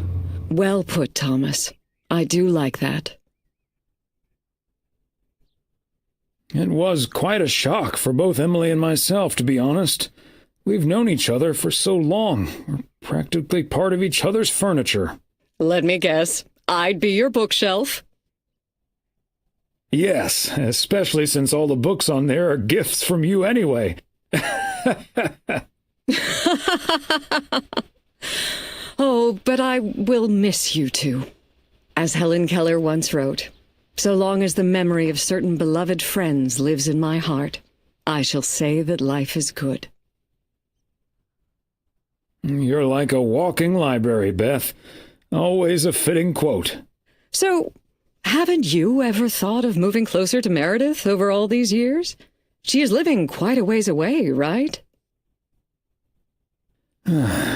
Thought about it? Yes. Your news has put things into perspective, I suppose. But leaving here would sure be a big step. Maybe too big, I don't know. Who knows? Maybe Meredith will even make it out here one day. And there's always the phone, of course. And don't forget the postal service. Quite right you are. Well, I won't keep you any longer, Thomas. I need to sort through this new delivery you've just brought in.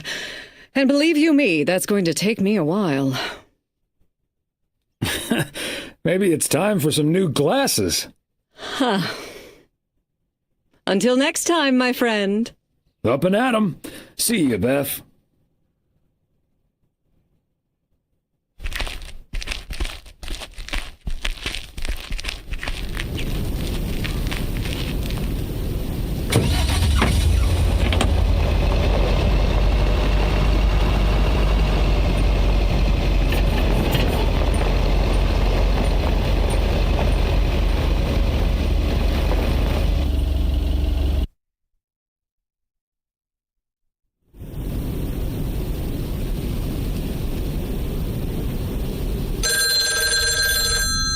I'll get it. Hello? Very good evening. Am I talking to Mrs. Emily Weiss? Yes, sir, that would be me. Ah, fantastic. It's a pleasure to talk to you. My name is Christian Carmichael, and I represent Fly into Florida. Oh, hi there. I have great news for you, Mrs. Weiss. It's been a while, but, do you perhaps remember entering into our Fly into Florida sweepstakes? Now that you mention it, I think so. Yeah. Was that the one on the back of the juice carton? That's the one. And I am more than happy to tell you that you are the winner of the grand prize. The grand prize? Wow, fantastic. I'm afraid I've forgotten what it was. Could you refresh my memory a little bit? No problem, Mrs. Weiss. You have won a 2-week trip to Florida for two. Wow, Florida? Really? I won? I have never won anything in my life. Hold on, I need to tell my husband. Honey, we won. I'm talking to a gentleman from Fly into Florida. And he says we've won a 2-week holiday for two.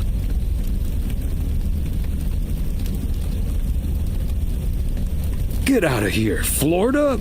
Wow. Isn't it great? We're so happy. Thank you so much. You're very welcome.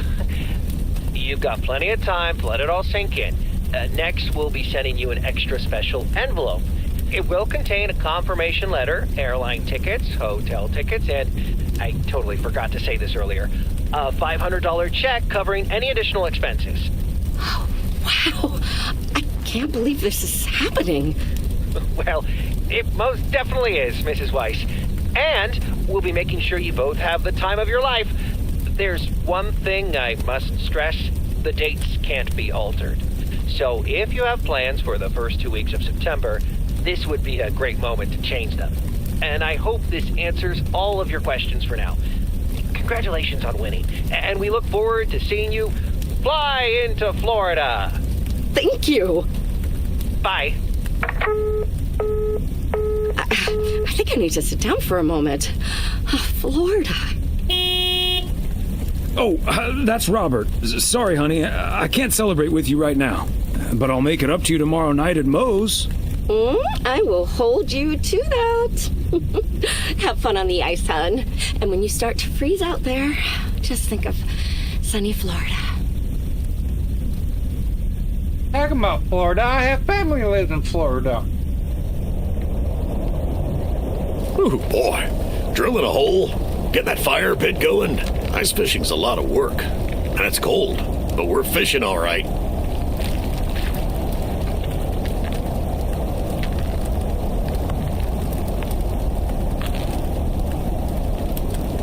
Are you sure that the fire won't melt the ice? I didn't bring my swim trunks. Don't worry, Thomas. He travels mostly upwards. And hopefully also in our direction. Man, it's nice out here. This setting could use a guitar.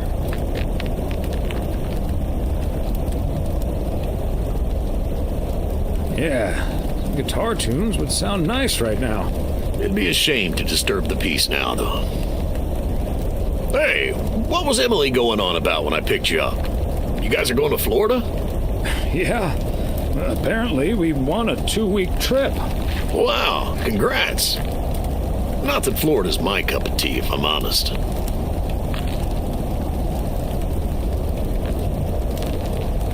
Oh, you'd rather stay in good old P.O., huh? Yep, I'm perfectly happy with what I've got right here. P.O. is great, but is it also a good place to meet someone? I know what you're hitting at. The answer's no, of course. But maybe this is what I need right now.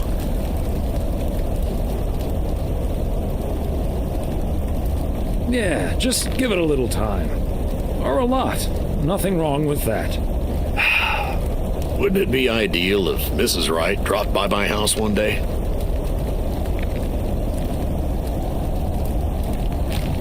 Certainly. And also quite improbable. But you never know. Let's drink to that. Would be a shame if Emily filled that flask of yours for nothing.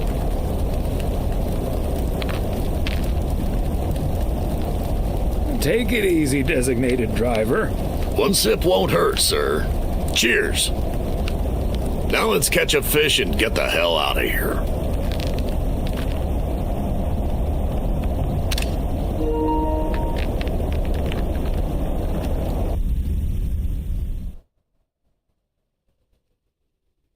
Hey, Thomas, do you have a minute? Sure, Frank. What's up? Listen, I just got a heads up from one of my buddies at HQ. He said Walter Morgan left for P.O. with tires screeching. I need to lay low for a while. If you see him, you haven't seen me, okay? Frank, I'm not sure about this. Holy crap! Morgan's on the premises! I'm not here. Good morning, Mr. Weiss. Good morning, Mr. Morning. I'm looking for Frank. Could you tell me where he is, please? Frank? Frank Coleman? Haven't seen him here. And where is he, if he's not here? He's probably out delivering. Could be anywhere. I guess I'll have to be patient then. We received a report that a man with a mustache dressed in a light blue shirt was offering illegal fireworks to people in the postal office parking lot. If that man is Frank, and I'm sure it is, then that's strike 3 for Mr. Coleman. Please tell him I'm looking for him. Have a good day. Is he gone? Yes, Frank. Holy crap, that was a close call. Thanks so much, Thomas. I guess Frank Coleman's going into hiding for a while.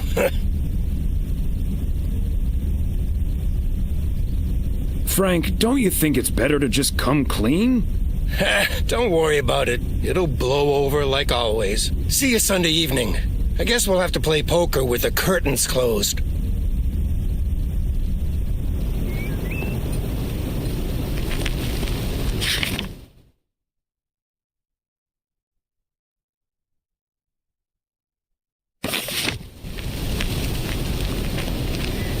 Happy Saturday, everyone. Get ready for a pet peeve from Joseph.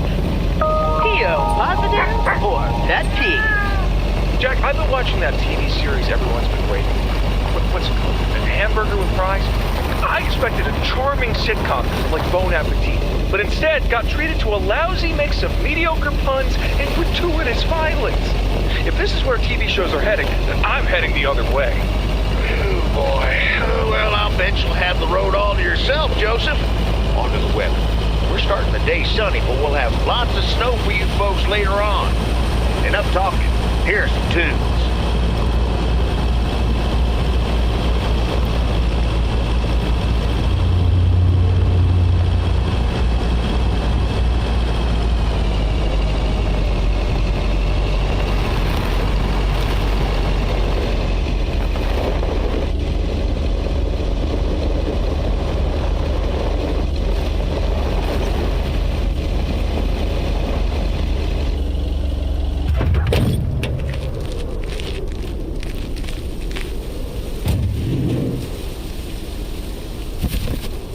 Okay, let's get this to its destination.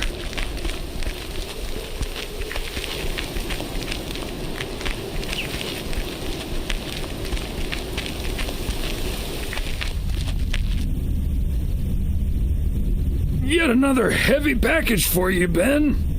Let me take that off your hands, Thomas. You know I feel guilty enough as it is.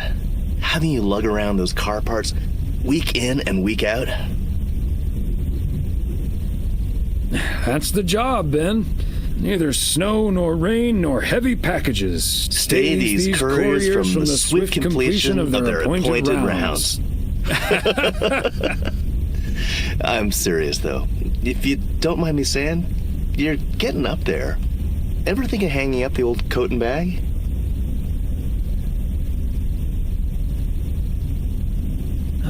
Not until recently, but recently? Yeah. Good for you.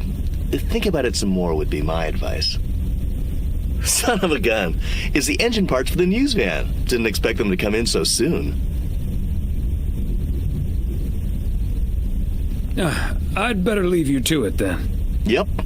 With any luck, that thing will be up and running before the end of the day. Hey, don't rush it, Ben. Remember, you're getting up there yourself. Yeah. Now get going, you old timer.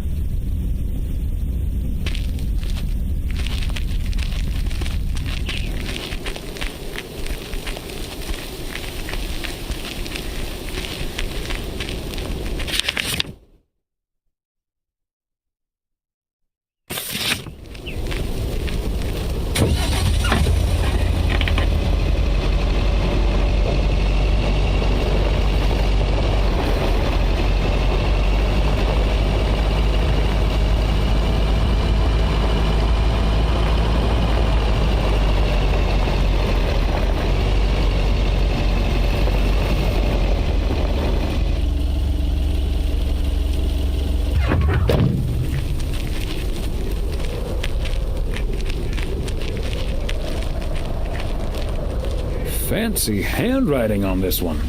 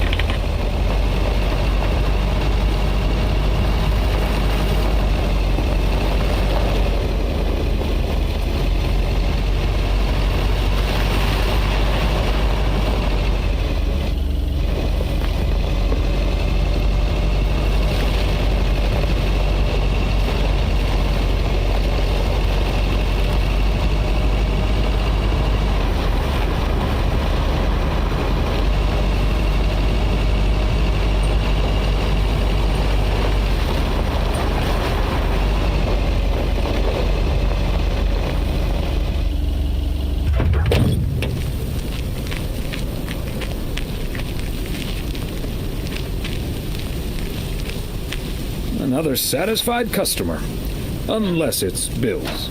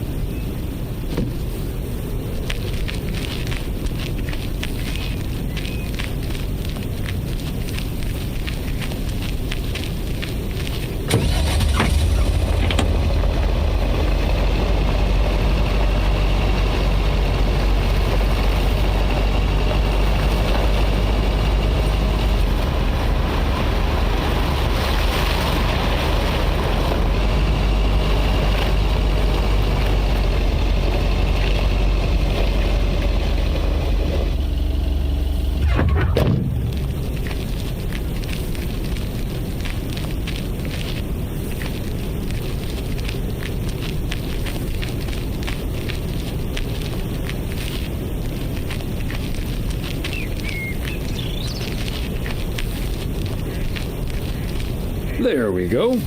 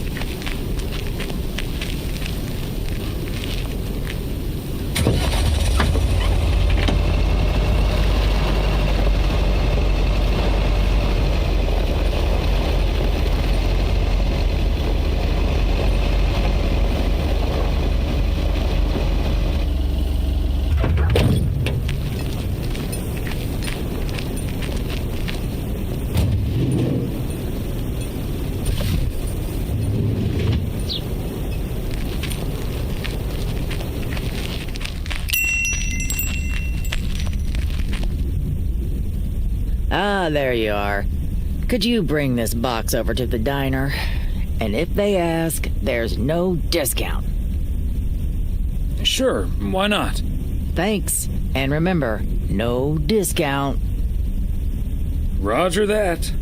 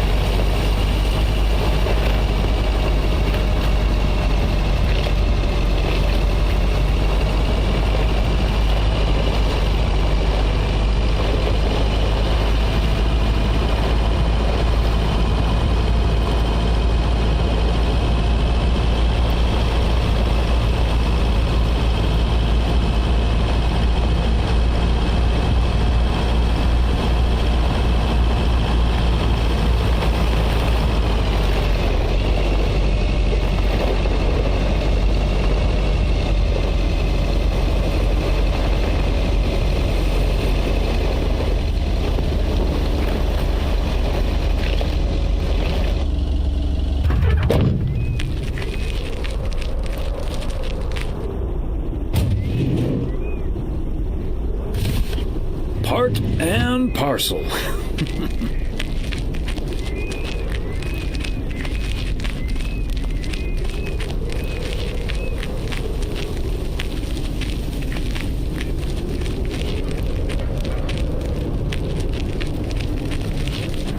Hi, Thomas. Oh, please tell me that's a big box full of snacks from the general store.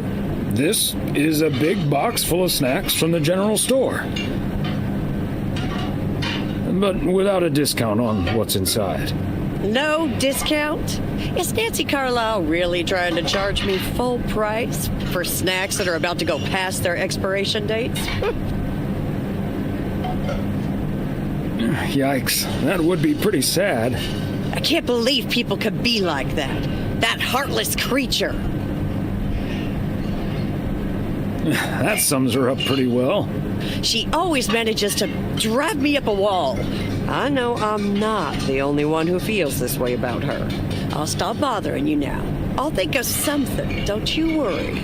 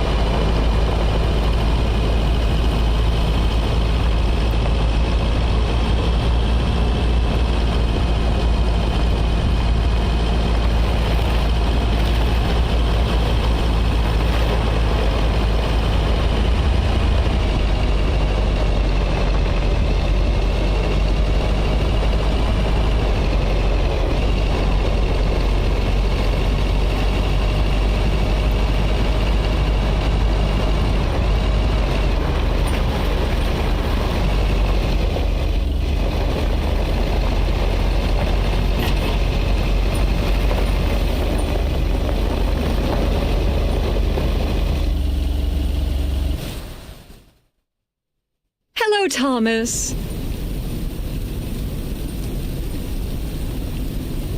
Beth, what on earth are you doing out here? It's freezing. So it is. I just saw you pull up and I have a request, so I thought I'd quickly pop out here. Sure thing. What can I do you for? It's just one small thing, I promise, and, well, I suppose you can see what it is. A first gift to the little one, you see, since Christmas in Georgia fell through. It just needs an address, and I'm not sure where to put it. Could I leave this with you so you could make sure it gets where it needs to go? I have the information right here on an old envelope. It's the return address in the top corner.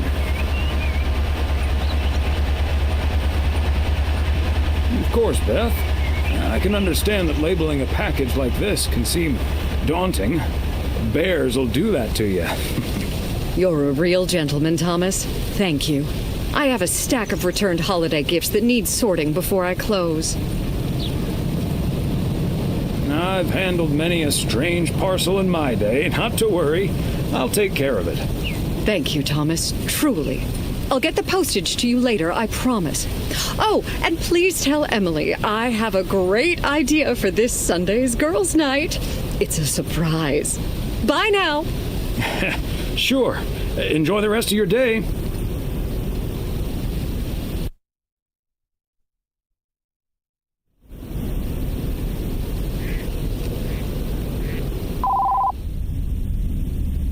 Hello?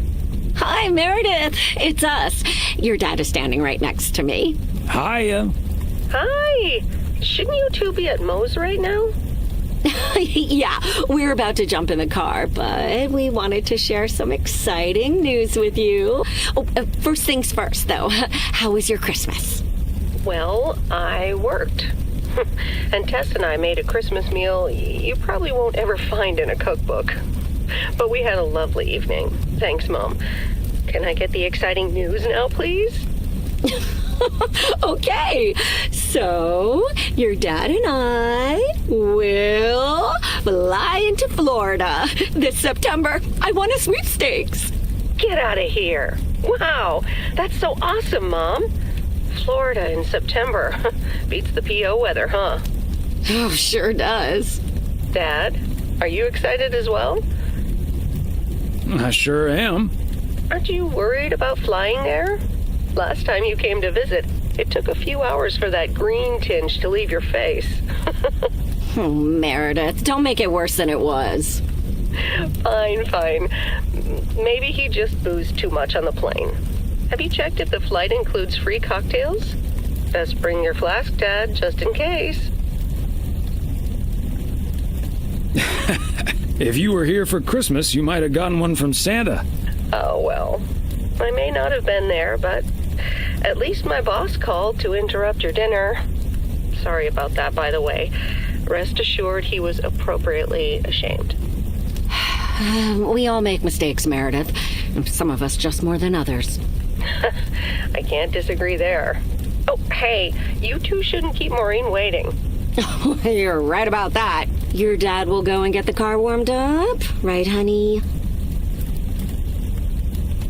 That's my cue. Bye, Em. Take care. Bye. Have fun tonight.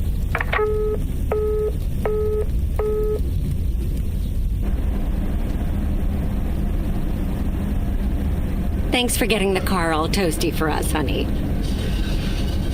You're very welcome, dear. It's my pleasure. We've been doing this for decades now, and I've never stopped looking forward to spending my Saturday evening here with you. Decades? Don't say that out loud. Makes me feel old. Okay. But we're not young anymore. Can I say that? Good evening, you two beautiful people. Ready to order? Or should I just write down pancakes for lovely Emily and a T-bone steak for Big Thomas here? Oh, Maureen, your intuition never ceases to amaze me. It sure is pancake time for me again. Big Thomas would very much like that, Maureen. Thanks. You got it. Be right back, folks. Ashley, it's pancake time! And get the steaks out! This will never get old. But Beth making surprise plans and this Florida trip landing in our lap got me thinking a little bit. If we're getting close to being able to do whatever we feel like doing, does that mean we should stay in PO forever? Florida sure sounds like a nice place. Lots of fishing, no ice. The warmth is the main selling point for me, I must admit. And it's not like your arthritis will stop acting up in weather like this. I am looking forward to that Florida trip the more I think about it. It's a perfect opportunity to test the waters. Oh, wasn't it nice the way Meredith reacted to the news? Although I'm sure she's a little envious.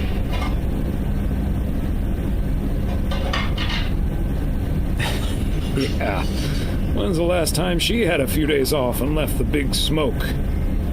Okay, folks, while Ashley's busy in the kitchen, it's time to fill Mo in on a few details. A little birdie told me you two were off somewhere fancy. Maureen, I was planning on telling you and the girls all about it tomorrow evening. But I'm sure you've also heard it's Florida in September. Florida in September. Oh, imagine that. Oh, I'm so happy for you two. Thanks, Maureen. Have you ever been to Florida? Are you offering your ticket to me? Oh, Thomas, that's so nice of you. Nice try, Maureen. Nice try. But the only one sitting next to me on that plane is my man. Are you totally sure about that, though? I heard that a certain Walter Morgan will probably not be very lenient with holiday requests from the postal office employees.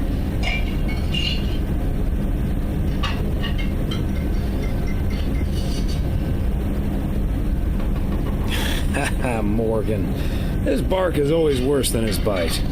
If Walter Morgan gets in the way of that, I'll get in his way. I don't think I'm supposed to actually run a bar, but sure, all right. Oh, that means dinner's almost ready. Be right back, folks. See, things like this, they bother me sometimes. Maureen's a sweetheart, but it's almost impossible to have a private life here. That sure is true. That you take the good with the bad, and the bad with the good.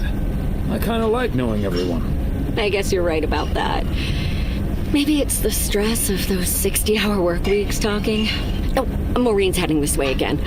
Let's just enjoy our lovely dinner together, shall we? We shall.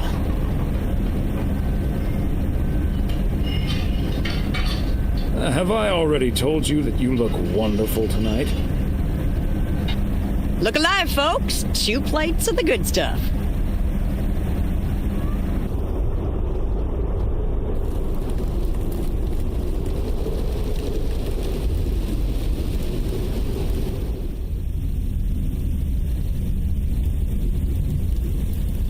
Oh, Thomas, my dear sweet husband.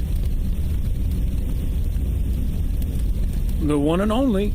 No autographs. Oh, the sweetest man alive. Always prepared to help out anyone who asks for a favor, even on his Sunday off. Okay, Em. What needs doing? The motel called, and, well, the TV crew would very much like to rent some movies from the Flick Shack today. But I couldn't just let poor little Angie ferry them over in this weather, so... So you promised them I'd do it? Bingo! Would you, dear? Pretty please.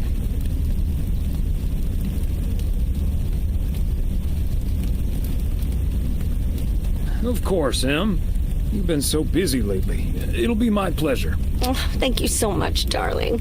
Tell you what, I'll make some extra tasty snacks for your poker night tonight. How's that? It's a deal. Thomas Weiss, as I live and breathe. What in tarnation are you doing out and about in the mail truck on a Sunday?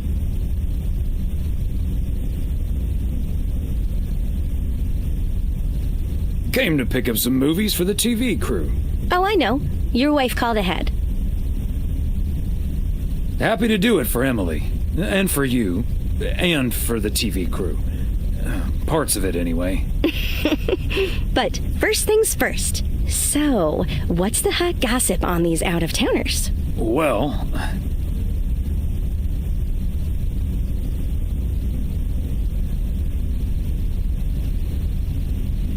Ilsa Richter is their producer.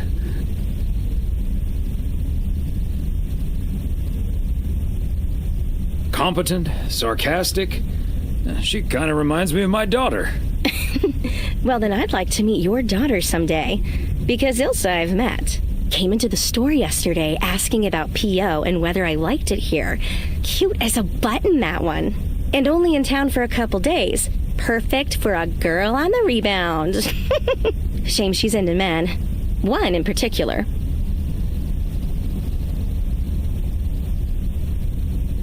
Are you sure? How do you figure? The way her eyes lit up when she mentioned that colleague of hers, Gabriel. Trust me, a girl knows. What about the rest? There's Gabriel Serrano. He's the sound guy. Nice guy, full of vim and vigor. Sounds delightful. So anyway, let's get down to brass tacks. According to Emily, our intrepid reporters have 2 rooms equipped with VCRs between them. One for Connor Price, KNW6, and one for Ilsa Richter. Great. I know what we should get for Connor.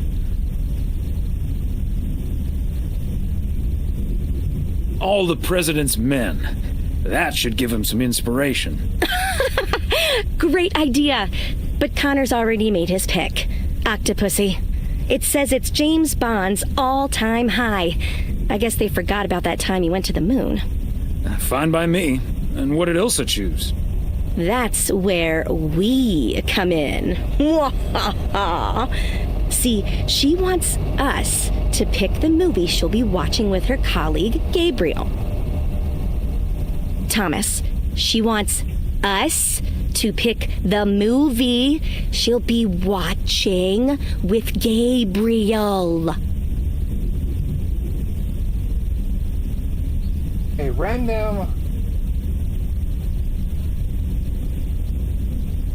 We can play matchmaker by picking something romantic. Got it. Exactly. Guide Cupid's arrows, so to speak. After all, 'tis the season. Beach Olive.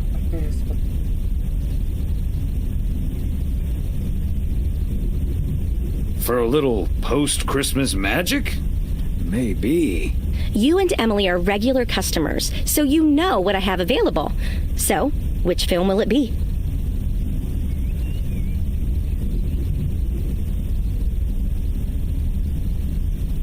Let's go with Love Story. Or is that too on the nose?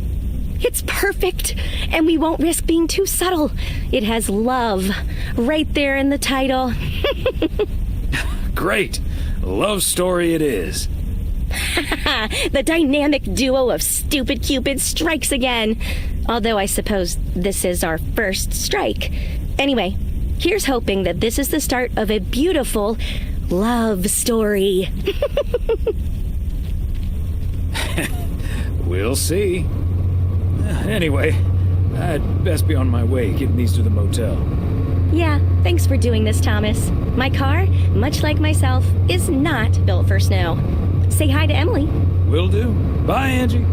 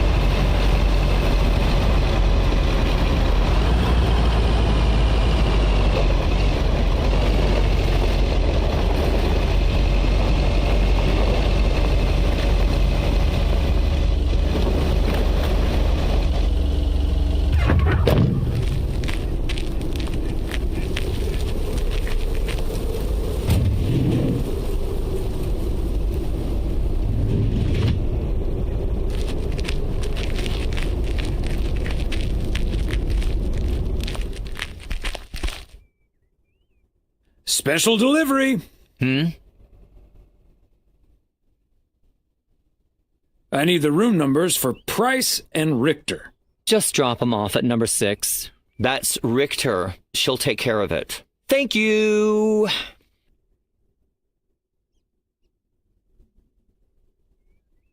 You're welcome.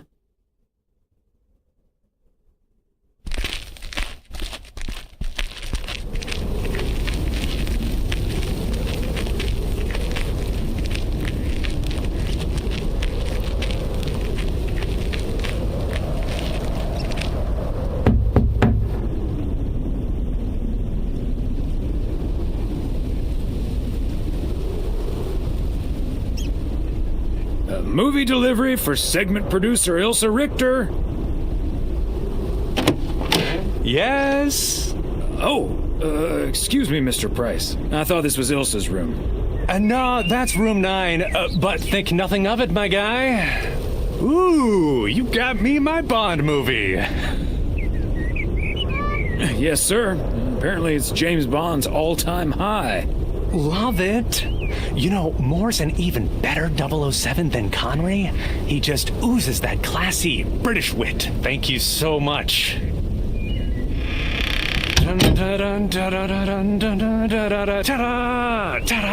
Pow!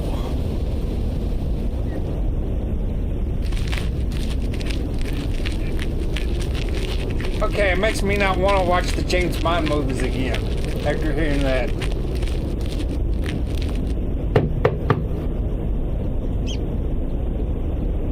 A movie delivery for Ilsa Richter. Yay! Good to see you, Thomas. So, what movie did you and Angie pick for me and Gabe?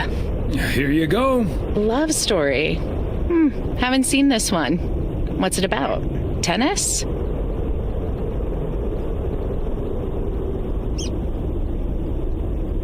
No, actually, it's about... I'm joking. I'm sure it's a story about love of some kind. Let me guess, this was Angie's pick.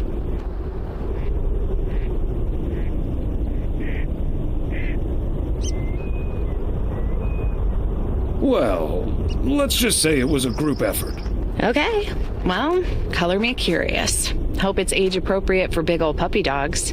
Oh, speaking of, on your way out, could you give a quick knock on Gabe's door, just so he'll know it's movie time? It's room number 2. Will do.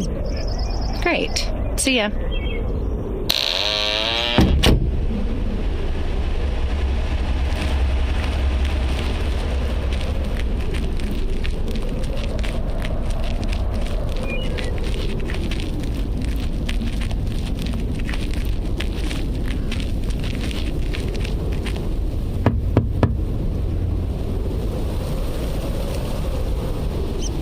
Gabriel Serrano, the lady in room number 9 humbly requests your presence for an evening of home cinema. Thanks, Thomas. I'll be right over. My work here is done.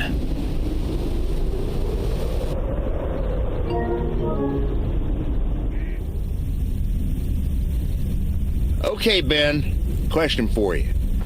Do you have that ace or not? You don't have to say yes or no. Just say anything. All I need to hear is one word from you to know if you're bluffing. Nothing? Not even a twitch or a blink? All right, I'll do the talking. I'm all in. Call. And he just instantly calls me. Great. I don't even need to see your hand. Well played, sir. Thanks, Jack. You got unlucky there. I don't know. I just don't have the patience for poker. You know, reading a poker book ain't gonna change that. Hey, Thomas? Why are the curtains closed, by the way? Last time I checked, home games are legal. It's probably better if Frank answers that question. I sure can. Walter Morgan's on my tail. Someone snitched on me, and now I need to lay low until I have a good enough alibi. Morgan again? What'd you do, Frank? I hope you didn't put ladies' underwear in his briefcase again. And please tell me you stopped putting dead rats in his exhaust. The classics. No, I didn't prank him at all this time. He's just out to get me. All I did was sell fireworks to someone. He said something about that being my third strike. I might actually lose my job, fellas.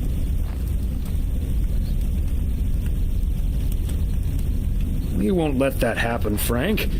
We'll think of something. Thanks, Thomas. I've been racking my brain, but I can't come up with anything. I'm guessing they don't have any photographic evidence. Pictures of you selling these fireworks? Just that there's a guy fitting my description. What are you getting at? I might have a little plan. But let's first play a few more hands. I'm down almost $30. One sec, Jack. Frank, I'm curious.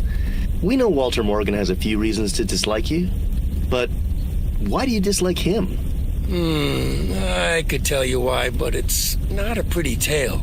And it better not leave this room, kitchen. Sure, Frank. My lips are sealed, for once.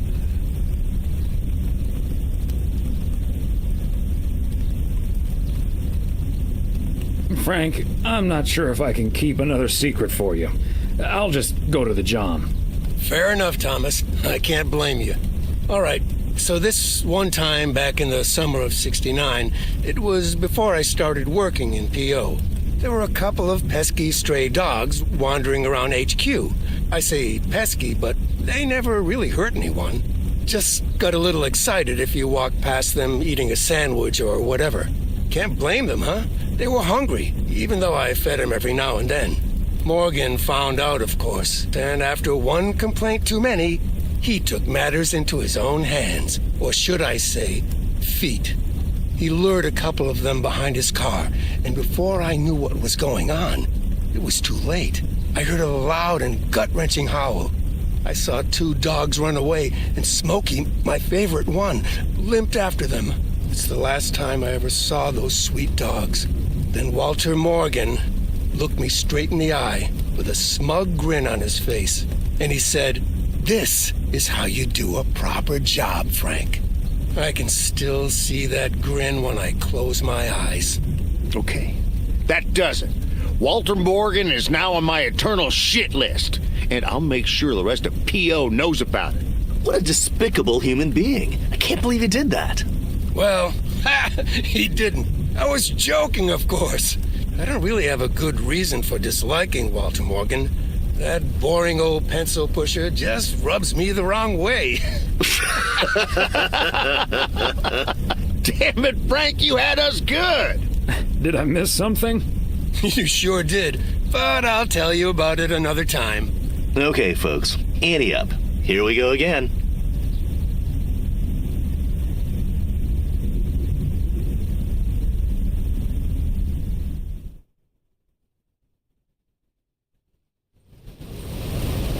Psst, Thomas, over here. Hey, Frank. What are you doing there? I'm trying to stay out of sight. Looks like Morgan will be at the post office all day. Listen up. Jack and I cooked up a little plan. I'm sure Morgan will be gone soon, but I gotta get out of here now. You haven't seen me.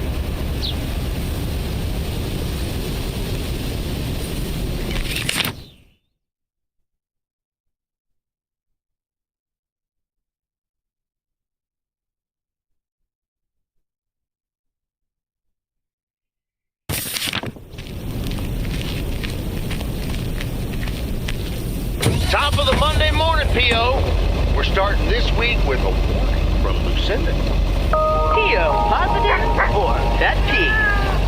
Hi, Jack. KNW6 TV crews filming in P.O. yesterday with Connor Bryce. As a big fan, I just had to ask him for an autograph. He asked me for my name, but he kept calling me Linda. Even after I corrected him twice. Isn't that just rude? Well, that's a bit rude indeed, Linda. I mean, Lucinda, of course. The weather prediction for today, bright but chilly. Enjoy your day and the music.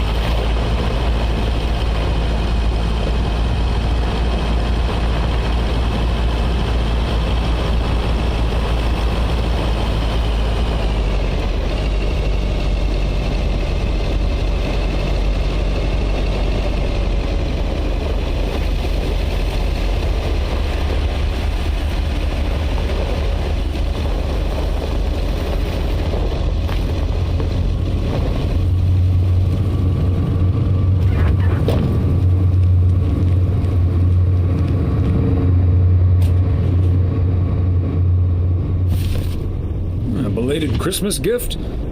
Maybe.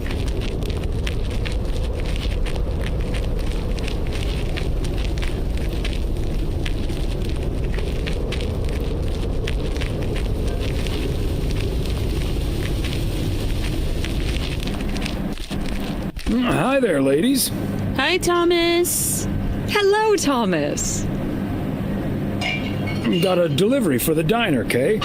Great. Not from the general store, I see. Don't think so. It seems way too heavy to be full of hot air. Oh, well. Okay, so before I leave, we had this awesome girls' night yesterday, thanks to Beth. It was hilarious. When I first saw where we were going, my brain went, oh my God. And when the guy showed us what we were going to do, my brain went, oh my God. And when we started, it was so yuck, but also so cool, you know? I've never done anything like that before, and I love that I got a chance to find out. But then again, I doubt that I will ever try it again. Ah, yes, the girls' night. What did you end up doing? We made haggis. You made what-us?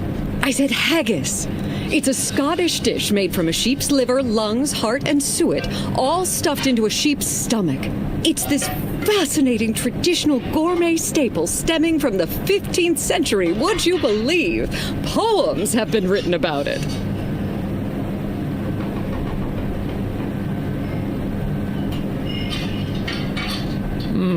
It does sound like the beginning of a very bad limerick. Ha! There once was a lass from St. Lagis. It was so gross. I'll have nightmares about zombie sheep for weeks. Bleh. Okay, hate to leave you two, but I really have to sort out this delivery ASAP. Oh, Maureen will go bananas. Talk soon. Thanks again for the great evening, Beth. Bye. Bye, Kay. Well, now, I really should get back to the grind as well. Those New Year's price reductions aren't going to fix themselves.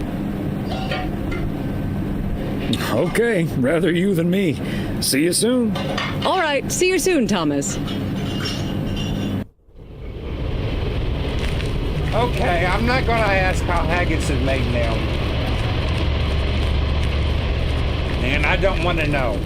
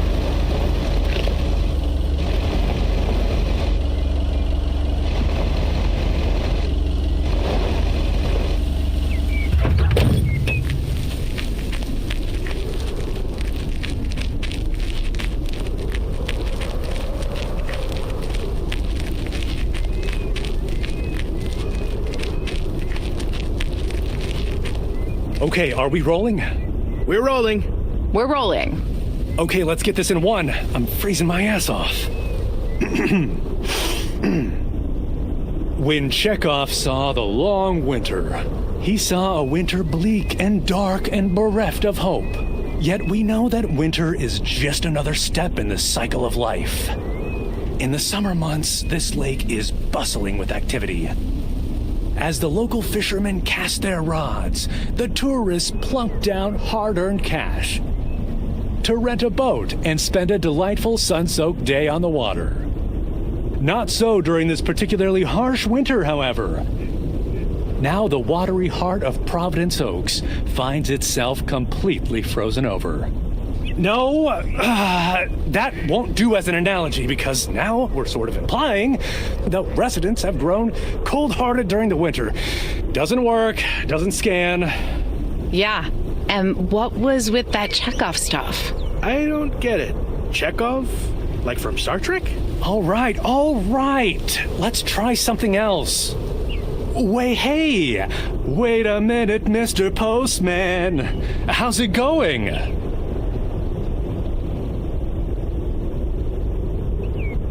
Oh, don't mind me. I wouldn't want to interrupt. Hey, listen, how about I ask you a couple of questions on camera? Just simple stuff about the town. Sure, I'd be happy to. Great. Just move over here. Are we both in the shot? Yeah, that's fine. This'll be great. The lake as a backdrop. Perfect. Let's go. All right. This is... His name is Thomas Weiss. I knew that. Thomas and I go way back. As the local mailman for truly countless years, Thomas Weiss knows Providence Oaks like he knows the back of his own hand. So, Mr. Weiss, how would you characterize this small, cold town and its warm inhabitants? That's easy, Connor.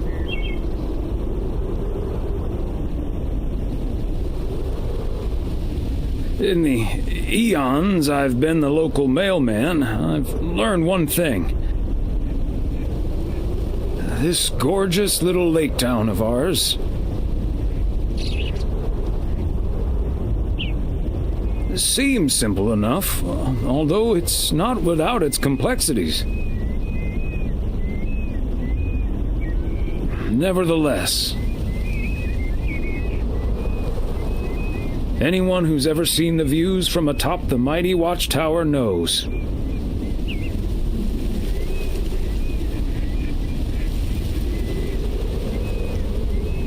This is the most beautiful place imaginable.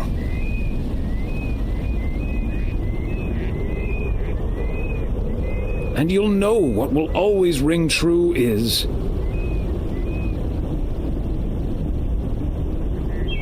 this is home. And cut. Ah, that's so sweet, Thomas Weiss. Completely unusable, but sweet. I know I've got goosebumps. Yeah, that went well, kind of. Now, let's scout out the establishing shots at the far end of the pier. Let's go, Connor. Aye, Captain. Gabe, you can take 5. My advice would be to take those 5 in the van, to reduce the risk of any further ass freezing off incidents. Noted. Thanks, Ilsa. Yay, what an asshole.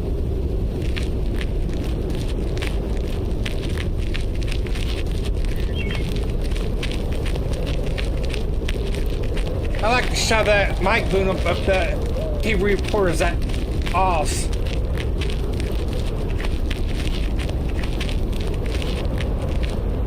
Let's see if they have figured out how he try to remove that mic boom out of his butt.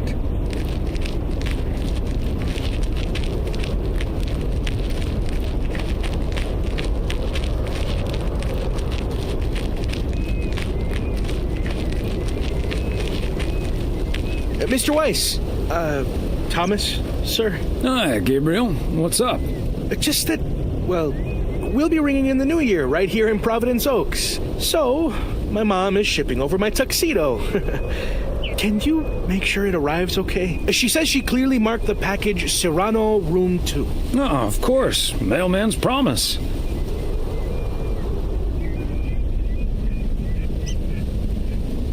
So, how did you and Ilsa like the movie? Oh man, it was beautiful. Heavy stuff, though. At the end, Ilsa totally had tears in her eyes. And, well, so did I. There is something else I wanted to ask you about. I guess I'm curious. How did you, woo your wife? It's pretty simple and cliched. She's my high school sweetheart. I took her to the fairy tale dance. We snuck off to smooch under the bleachers, and the rest is ancient history. But I'm guessing that doesn't help you with what you really want to know.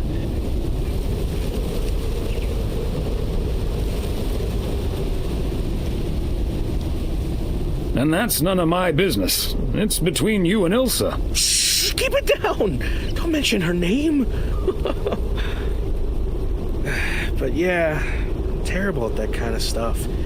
It's just, you seem like a wise man. I'd really appreciate your advice. Well, okay then. My advice is to think about how things felt last night. Let that guide your decision.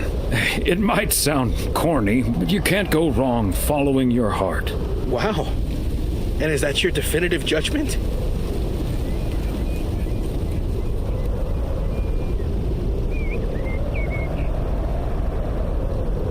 Absolutely. That's the best I can do. All done. Hey, what are you two schmoozing about? A mailman never tells. Excellent. Now start the engine, Gabriel. We're rolling out pronto. Man alive, it's cold today. On it, Mr. Price. Thanks, Thomas. You've been a huge help. So, take good care of that tux, yeah? Will do. Bye, folks.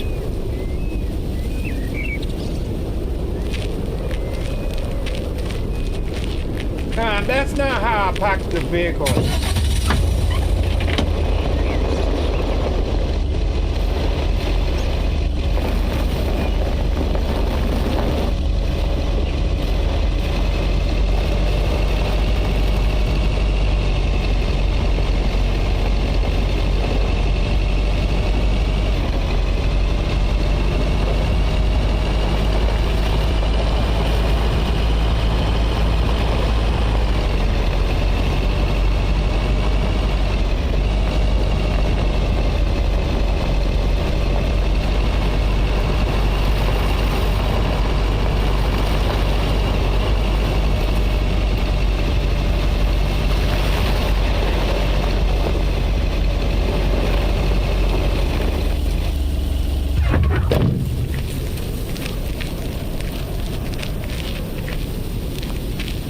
Fancy handwriting on this one.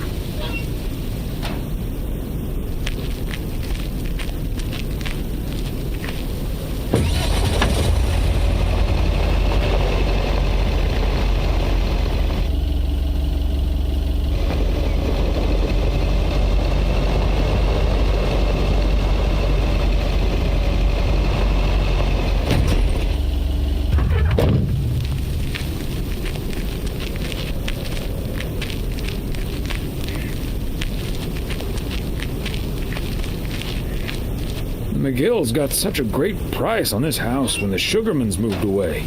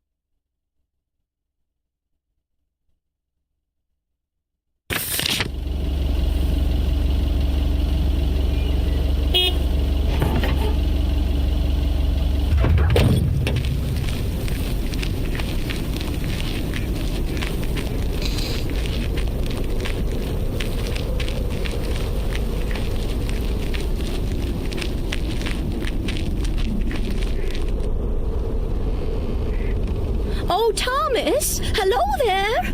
Could you be a sweetheart and bring that over to me? Of course. Oh, careful now. Robert cleared most of the snow, but it's still a bit slippery. Thank you so much. If only I still had the balance and agility of my feline friends. Oh, and good day to you, of course. Good day to you too, Mildred. And Genevieve. Thomas, honestly, this isn't Genevieve. It's Mortimer. They look nothing alike. Isn't that right, Mortimer? Oh, pardon me. I can't quite keep track of all your cats. Well, I do have a lot of them, but not quite as many as there are streets in Providence Oaks, and you can keep those apart. So, what do you have for me today, Thomas? Just a letter.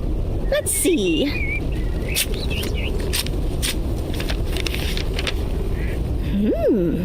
This sounds interesting. Apparently, I need to make a few copies of this letter, and if you send this letter along with $5 to the first 6 people on this list, your name will be added to the bottom. It's a scam. Soon enough, your name will rise to the top. Then many people will send you $5. You will earn lots of money with one small investment. Oh, what a great idea! What do you think, Mortimer?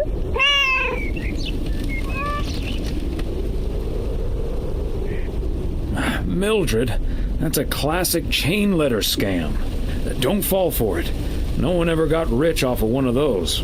Well, except for the post office. Are you sure, Thomas? They make it sound so easy. Trust me on this, Mildred. If you've seen one pyramid scheme, you've seen them all. $30 is quite a bit of money. I'll think about it. You do that, Mildred. See you at Moe's tomorrow night? Probably. Bye, dear.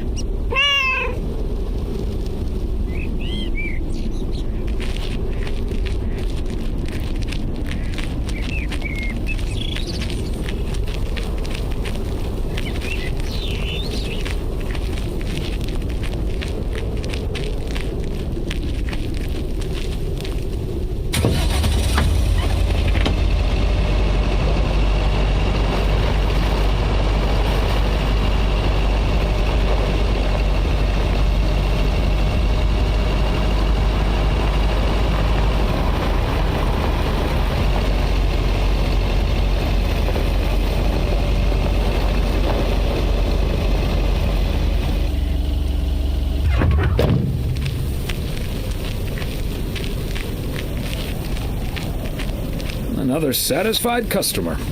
Unless it's Bill's.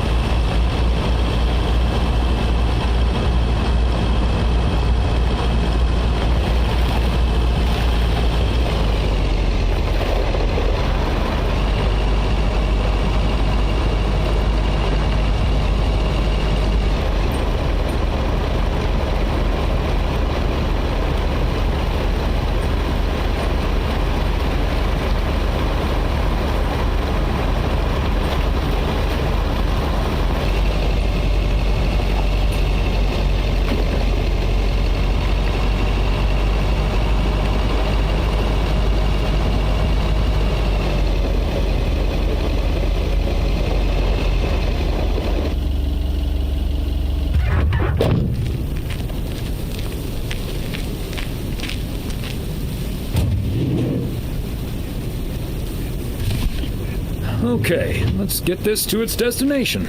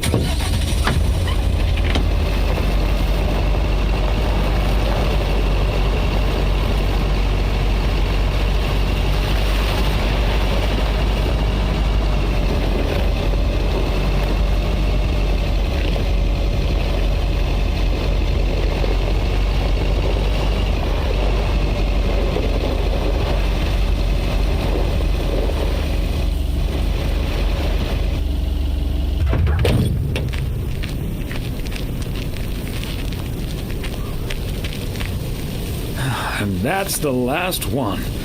Whew.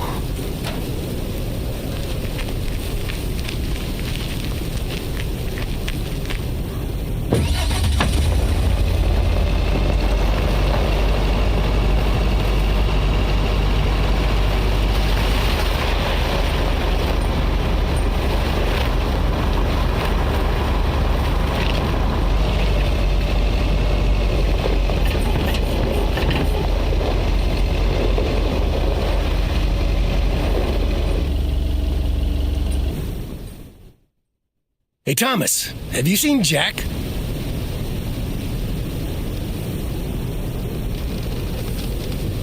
Yep, yesterday night in my kitchen. Yeah, okay, but I kind of need him now. I'm a sitting duck right now. I'm toast if Morgan suddenly shows up.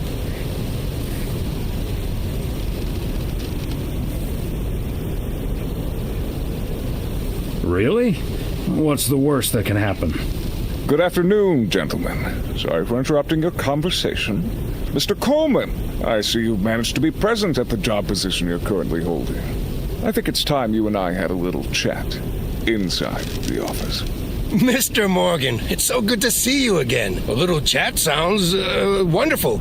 But I'm afraid there's an extremely urgent parcel I have to deliver right now. So stay put, and I'll be back in about 30 minutes. You can stay right here, Frank. I'm sure Mr. Weiss would be happy to deliver that package for you. Right, Thomas?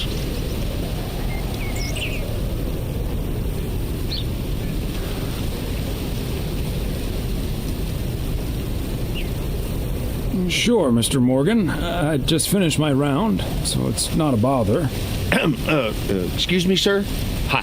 Hello. I heard you were looking for a guy in a light blue shirt with a mustache to purchase illegal fireworks in the parking lot of the post office? Well, you found him. Illegal fireworks? Who do you think I am? Sir, you don't have to keep your guard up. Frank and Thomas here both know me very well, and I'm sure they won't tell a soul about what you're doing right now. So, what will it be? I've got rockets, Roman candles, fountains, sparklers. I even have barrages that'll give you a fireworks extravaganza that you won't ever forget. I think there must be a misunderstanding here. Please, don't put Mr. Morgan in this position. If people walk by and see this, they might snitch on him and get him into trouble. He could even lose his job over this.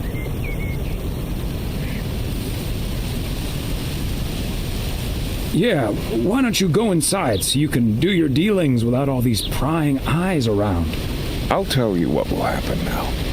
I'm going to get in my car, start the engine, drive home, and pretend I did not just spend 3 days in Providence Oaks for absolutely nothing. Sir, if you take a left at the deer statue, you'll eventually pass my barn, and I can fill your trunk there in just 1 minute. Do you have cash on hand? Gentlemen, I'll be back next year. Frank Coleman, your luck will run out one day. I wouldn't bet on it. Tally-ho, Morgan.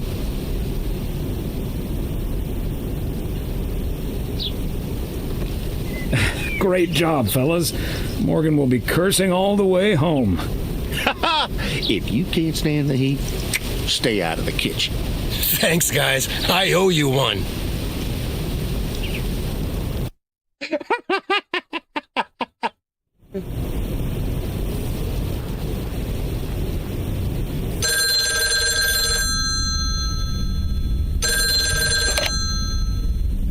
Hello? Evening, Thomas. It's Maureen. Oh, hi, Maureen. If you're looking for Emily, she's at the motel right now. I was actually looking for you, Thomas. I don't know what to do with this Nancy situation. I get so worked up just thinking about it. And that usually gets in the way of doing the right thing, you know? I need to talk to someone who's a bit more emotionally detached from the situation.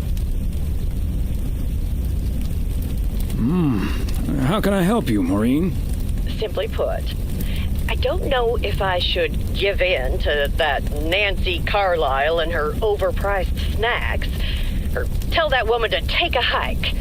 But then we'll end up with a lackluster New Year's Eve party.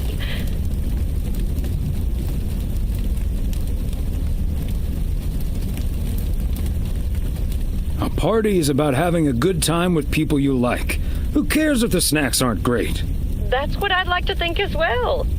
But I just don't like to disappoint people.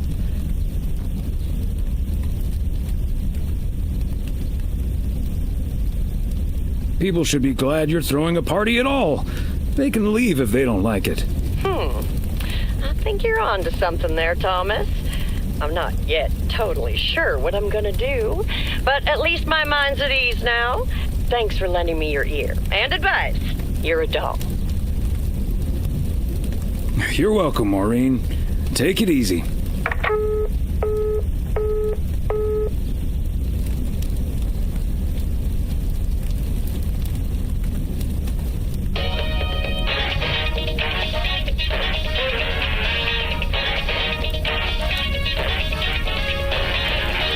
I hate to admit it, Klaus, but if it wasn't for you, I would have been a goner. You can't say that about the other guy. You betcha. You made a mess, man. Blood and guts everywhere. It's not the first time I've made Schweinbraten without cooking. Okay, I'm not touching that with a 1 micro-inch iron pole.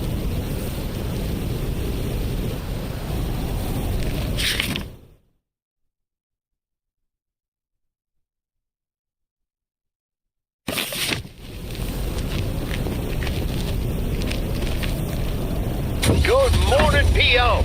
I'm starting today with the weather forecast. It will be bright and beautiful. Which brings us to the last P.O. positive or pet peeve of the year. It's one from yours truly, who'd like to end 1985 on a positive note. P.O. positive or pet peeve?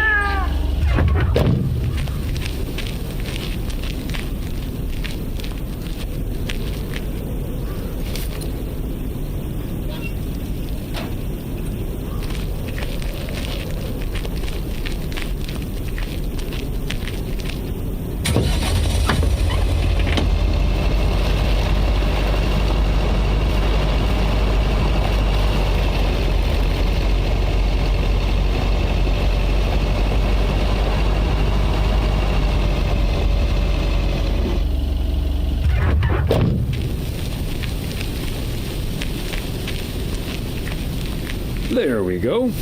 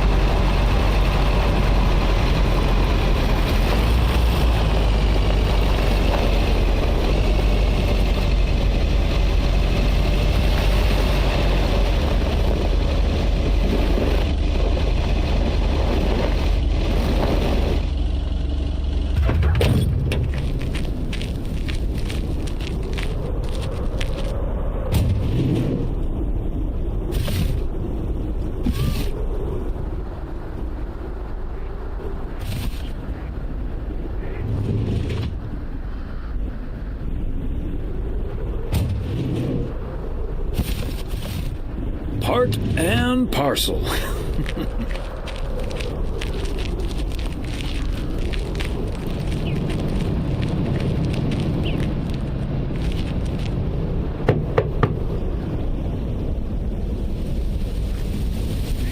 PO tuxedo service. He's not in.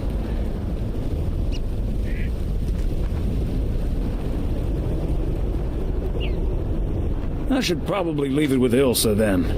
Room 9.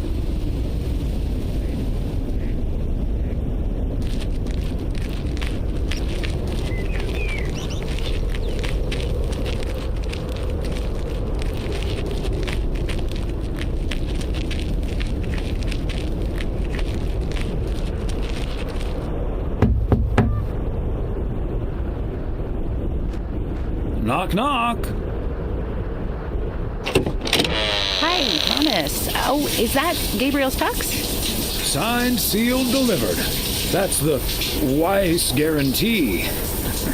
Okay, I'll take care of it. Thanks. Right then, I'll... I'm feeling fine, I'm feeling strong. It won't take long. Ooh, when I use my witchcraft. Ooh, when I use my witchcraft. Ooh, yeah. Well... Great. So...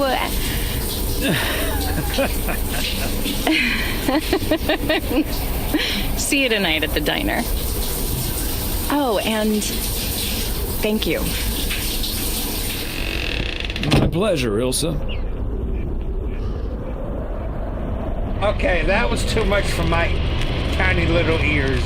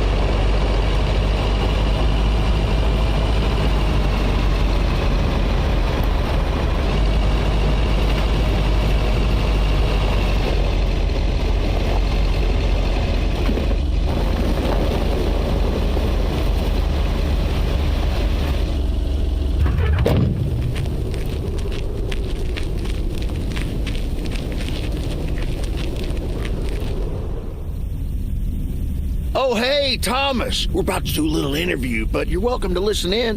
Mr. Price, you know Thomas Weiss, don't you? Sure do. You're resident mailman, am I right? Good to see you, man. Should I just stand over here? That was Open Sky by Velvet Moon, one of my favorites. Folks, we have a special treat for you today because I have a guest here at the Reynolds studio. You know that happens from time to time, but today it's a bona fide big shot. None other than KNW6's own newsman extraordinaire, Mr. Connor Price. Thanks for having me, Jack. Always nice to talk to a fellow broadcaster. So, how long have you been doing this local show? Coming up on our 10th anniversary, Mr. Price. But you've been at KNW6 for longer than that, no? Yeah, it's been... Gosh, can you believe I started there way back in '66? As a segment producer on Portland Rise and Shine. Still remember the title of my first item, too. Is Poplin Still Poppin'? That's a great title. And yet, this is the first time you've come to Providence Oaks. First time staying a while, at any rate. So, Mr. Reynolds, how would you describe this town? Well, I'd say it's... Hey! Wait a minute. Who's interviewing who here? I'll ask the questions, thank you very much. Apologies, my friend. Just can't help myself. Always chasing the story, me. It's the commitment I've made to our viewers. The price guarantee. So, what stories are you chasing here in P.O.? Oh, you know, just trying to capture the old couleur locale. I must say, the people here are very friendly, and I hope the feeling's mutual. Right, Thomas? That's Thomas the mailman over there. But never mind, he's not mic'd.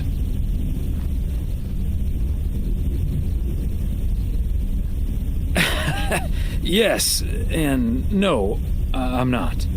You don't say. Because we happen to have a little section called P.O. Positive or Pet Peeve. You might have heard of it? Can't say I have, but I do like the alliteration. Well, Lucinda Boyle called in a pet peeve yesterday, saying you were quite rude to her when she asked you for an autograph. Well, I'm sure that was a misunderstanding. See, I must have been on a really tight schedule, because otherwise I'd do anything for a fan. That's the price guarantee, right? Sure. Anyway, we'll be back with Connor Price, KNW 6-star reporter, right after this. What the hell, Jack? Ambushing me like that live on air? Relax, just joshing you a little. But I'll let you plug the heck out of this Oregon Trail thing you're filming. How's that? We'll make sure everyone in town fully cooperates with your crew in the home stretch. Well, speaking of the home stretch, I better get back to my job as a serious broadcaster. It's been real, pal. Can you believe this guy? Sheesh.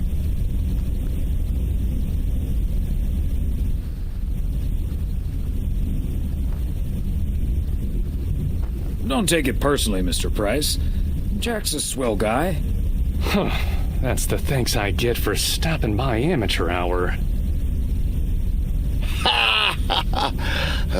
Sorry you had to witness that, Thomas. Made for good radio, though, while it lasted anyway. I'll see you at Moe's tonight, yeah? You don't want to miss what Frank's been cooking up. Can't wait. See you there.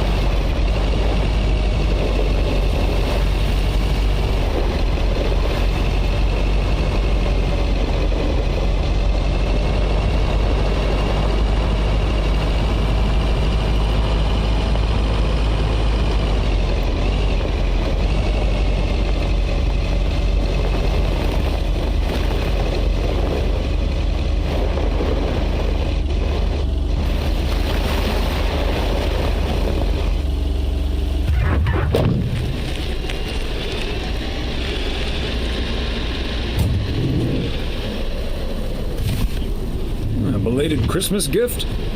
Maybe.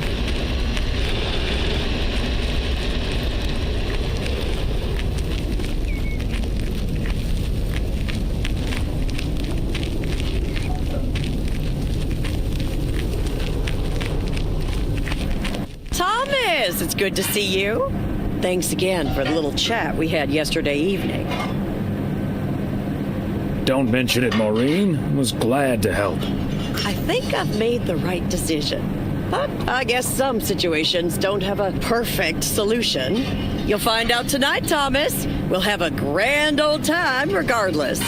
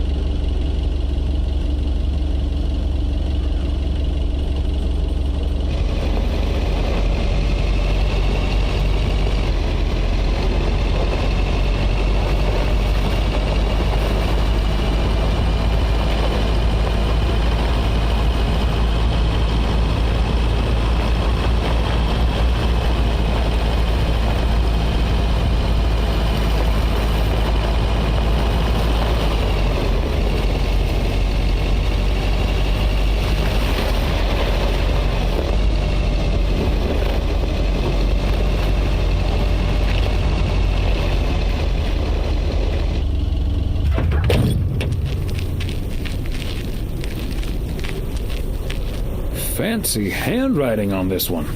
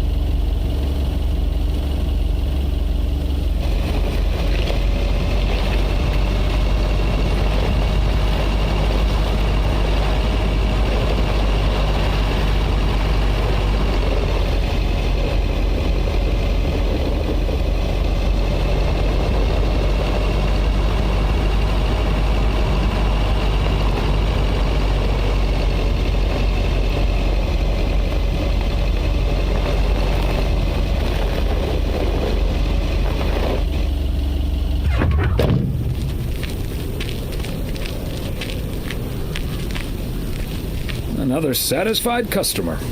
Unless it's Bill.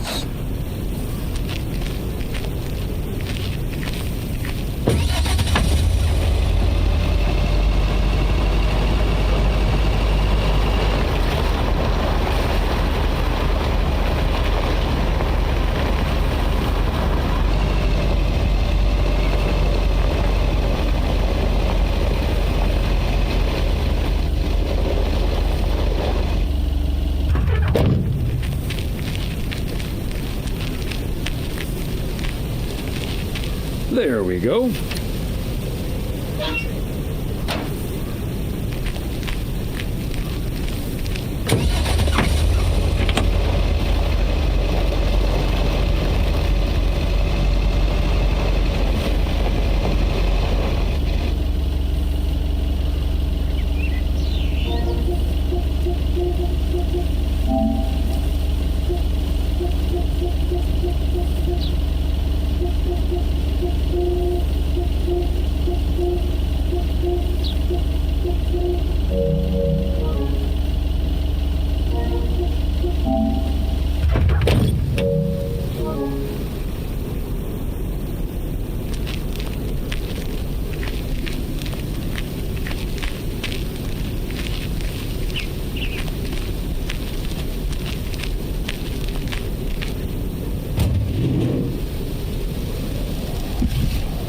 Okay, let's get this to its destination.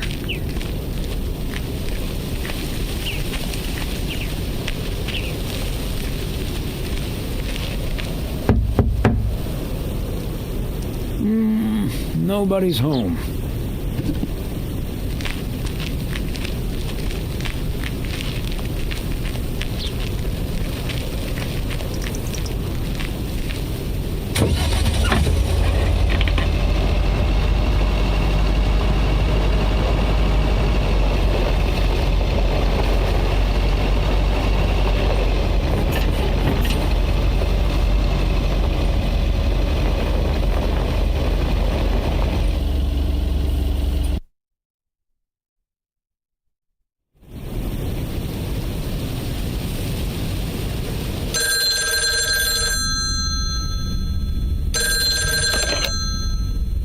Hello? Hi, Meredith. It's the Weiss family again. We wanted to wish you a happy new year before we're going to Moe's. Hey, thanks. We've got a little over an hour left here before it's 1986. You'll watch out for those fireworks, won't you? They're so unpredictable. I will. I'll probably stay inside anyways. We've got 4 more hours to go, but Happy New Year! I'd rather be early than late. Oh, did you guys make the deadline? Thanks, Dad. Yep. And we're all a bit drained, but still in one piece. Some guys from the office were going to do a ER Kung Fu tournament, but I didn't feel like it. A Kung Fu tournament? On New Year's Eve?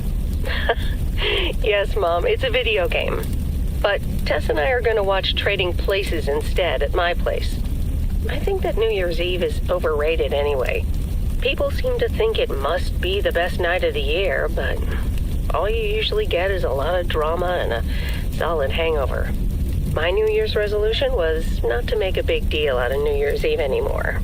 And it looks like I'm not going to break it. But don't let that ruin your evening. I totally understand you, Meredith.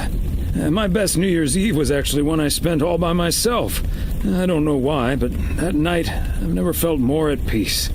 And most parties aren't worth the hangover anyway. Maybe that's because you usually forget half of what happened. Sorry, Meredith. Your father's memory needs a little grease between the hinges. Like starting the car in time before going to Moe's? Bingo! Okay, guys, I won't hold you up. Have a great evening, and a Happy New Year. Love you.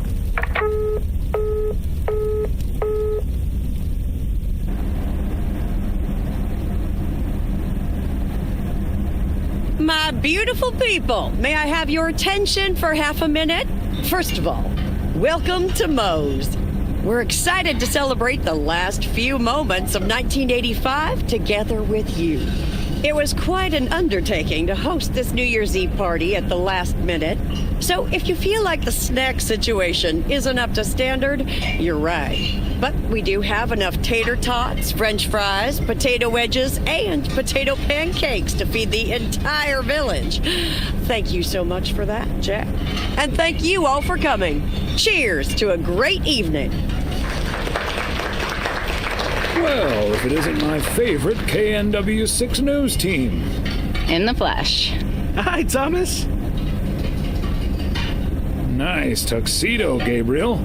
Thank you. And thanks for making sure I got it. I put it on right after I got out of that shower. He toweled off first. Don't worry. There we go. Champagne for my real friends and real pain for my sham friends. Hello, Mr. Price. So, is the segment on Providence Oaks in the can yet? Almost, my friend. Still have to shoot the countdown to the new year. Hopefully that gives us the ending we need. I've been promised a spectacle. Easy on the alcohol there, Connor. We still need you on camera. Can't have you slurring your words. Slurring my words? Whatever do you mean, Ilsa? Quit fooling, you guys. It's getting close to midnight. Let's set up and get ready. Showtime. Okay, getting into character. See you on the flip side, mailman. Hi, honey. There goes that Connor Price. Would you believe the motel had to custom order a blow dryer just for him? He tipped generously, though. Oh, is that Beth sitting over there? Let's join her. Good evening, my dearest of friends. Almost time for Old Lang Syne, eh? Did you know that Old Lang Syne was written down by Robert Burns in the 18th century? And that he based it on an old Scottish folk song? He wrote it to a different melody than the one we sing today, but I have to say, I do like this version. And it's often sung after a special dinner where haggis is served. Would you believe? Honestly, Beth, I don't know how we'll get by without these fascinating facts when you're gone. I will still be selling sets of encyclopedias at the store for a few more months if you need them. I'll cut you a nice deal. Only if you'll help load them into my truck. Oh, my friends, should old acquaintance be forgot and never brought to mind? Well, whatever the future brings, this old acquaintance here will be hard-pressed to ever forget you two. Same here, Beth. Absolutely.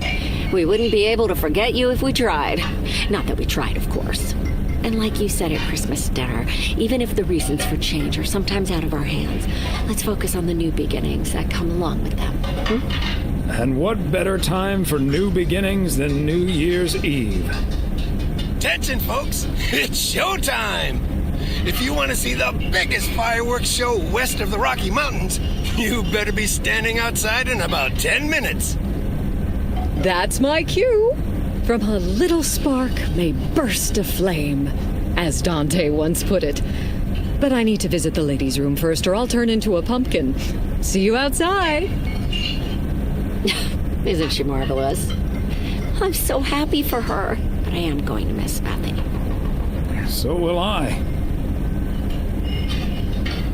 Seeing a parcel addressed to the bookstore always brightened my mood. It makes me feel a bit melancholic. Even more than I usually am on New Year's Eve.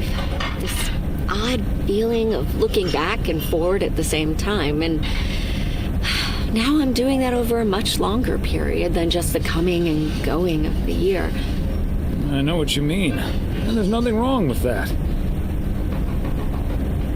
It's good to have something to look forward to. And we sure have something to look forward to, don't we? I guess that's what's most important in life. But let's enjoy the here and now instead. Our wise and beautiful daughter just taught us not to demand that this should be the best evening of the year. But we're allowed to try it, right? So this is where my speech ends, my dear husband. And now I need a glass of champagne. I'll drink to that. And to you. And all the good things the new year will bring us. Maureen, I need champagne. For me and my beautiful wife. You got it, sir. Just grab your glasses and join me in the bottle outside. It's less than a minute now. 20 seconds on go, Mr. Price. Go. And so, 1985 draws to a close. With mere seconds left in the year, I've been told this little lake town will strive to end 85 with a bang. In 10, 9, 8, 7, 6, 5, 4. Holy Toledo! Ilsa, are we getting this? No, Somebody check on Frank!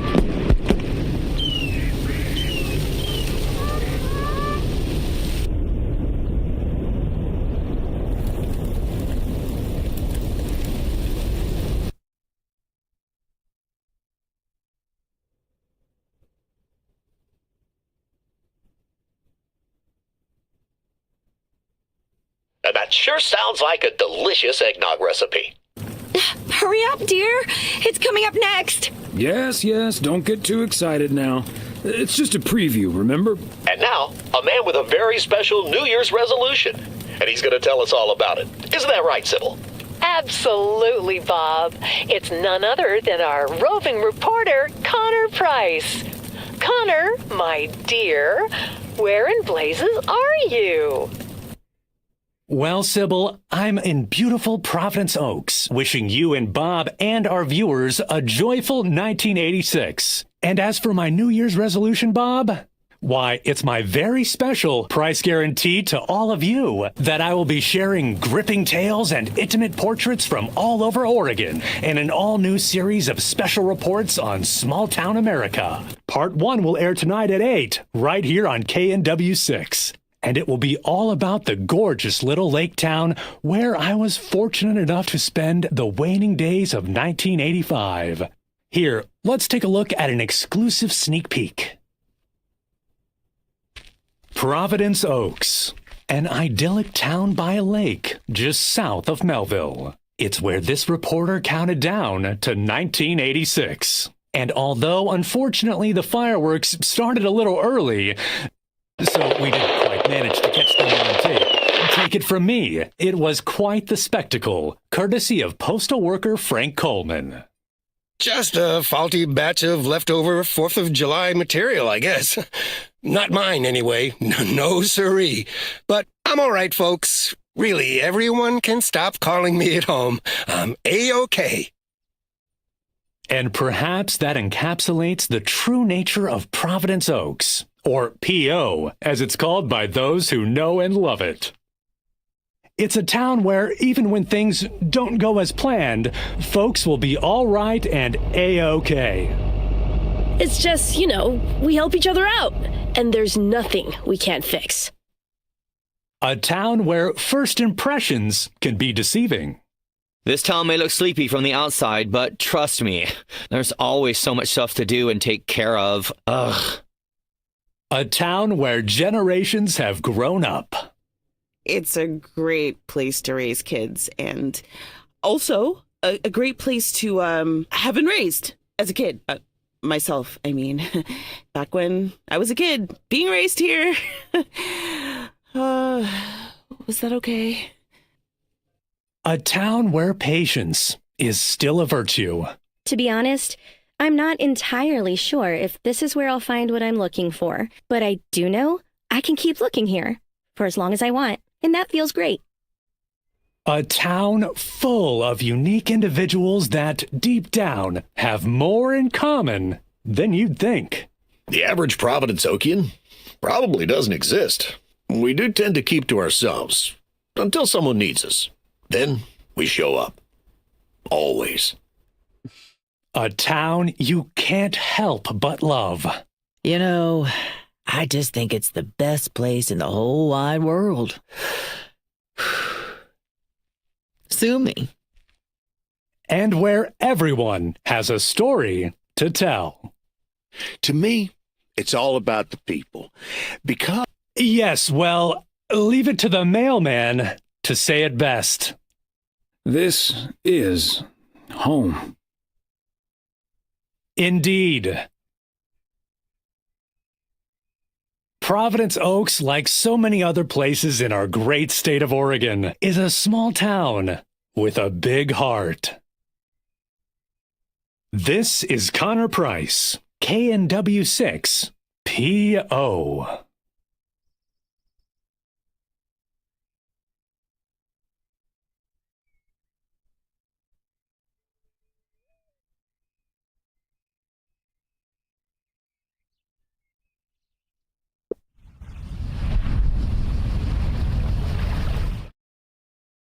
Well, I'd like to say thank you for everyone for tuning in and watching and leaving a like. Have a good morning, good afternoon, and a good day wherever you may live out in the world, everyone. Take care, and I need to let everyone know also that I will not be streaming on YouTube for a few weeks because I've got a request to stream on Twitch. I'll be streaming over there for a little while because it was requested. Just to let everyone know, have a good day, good afternoon, wherever you may live out in the world, everyone. Take care, and I'll see you when I see you.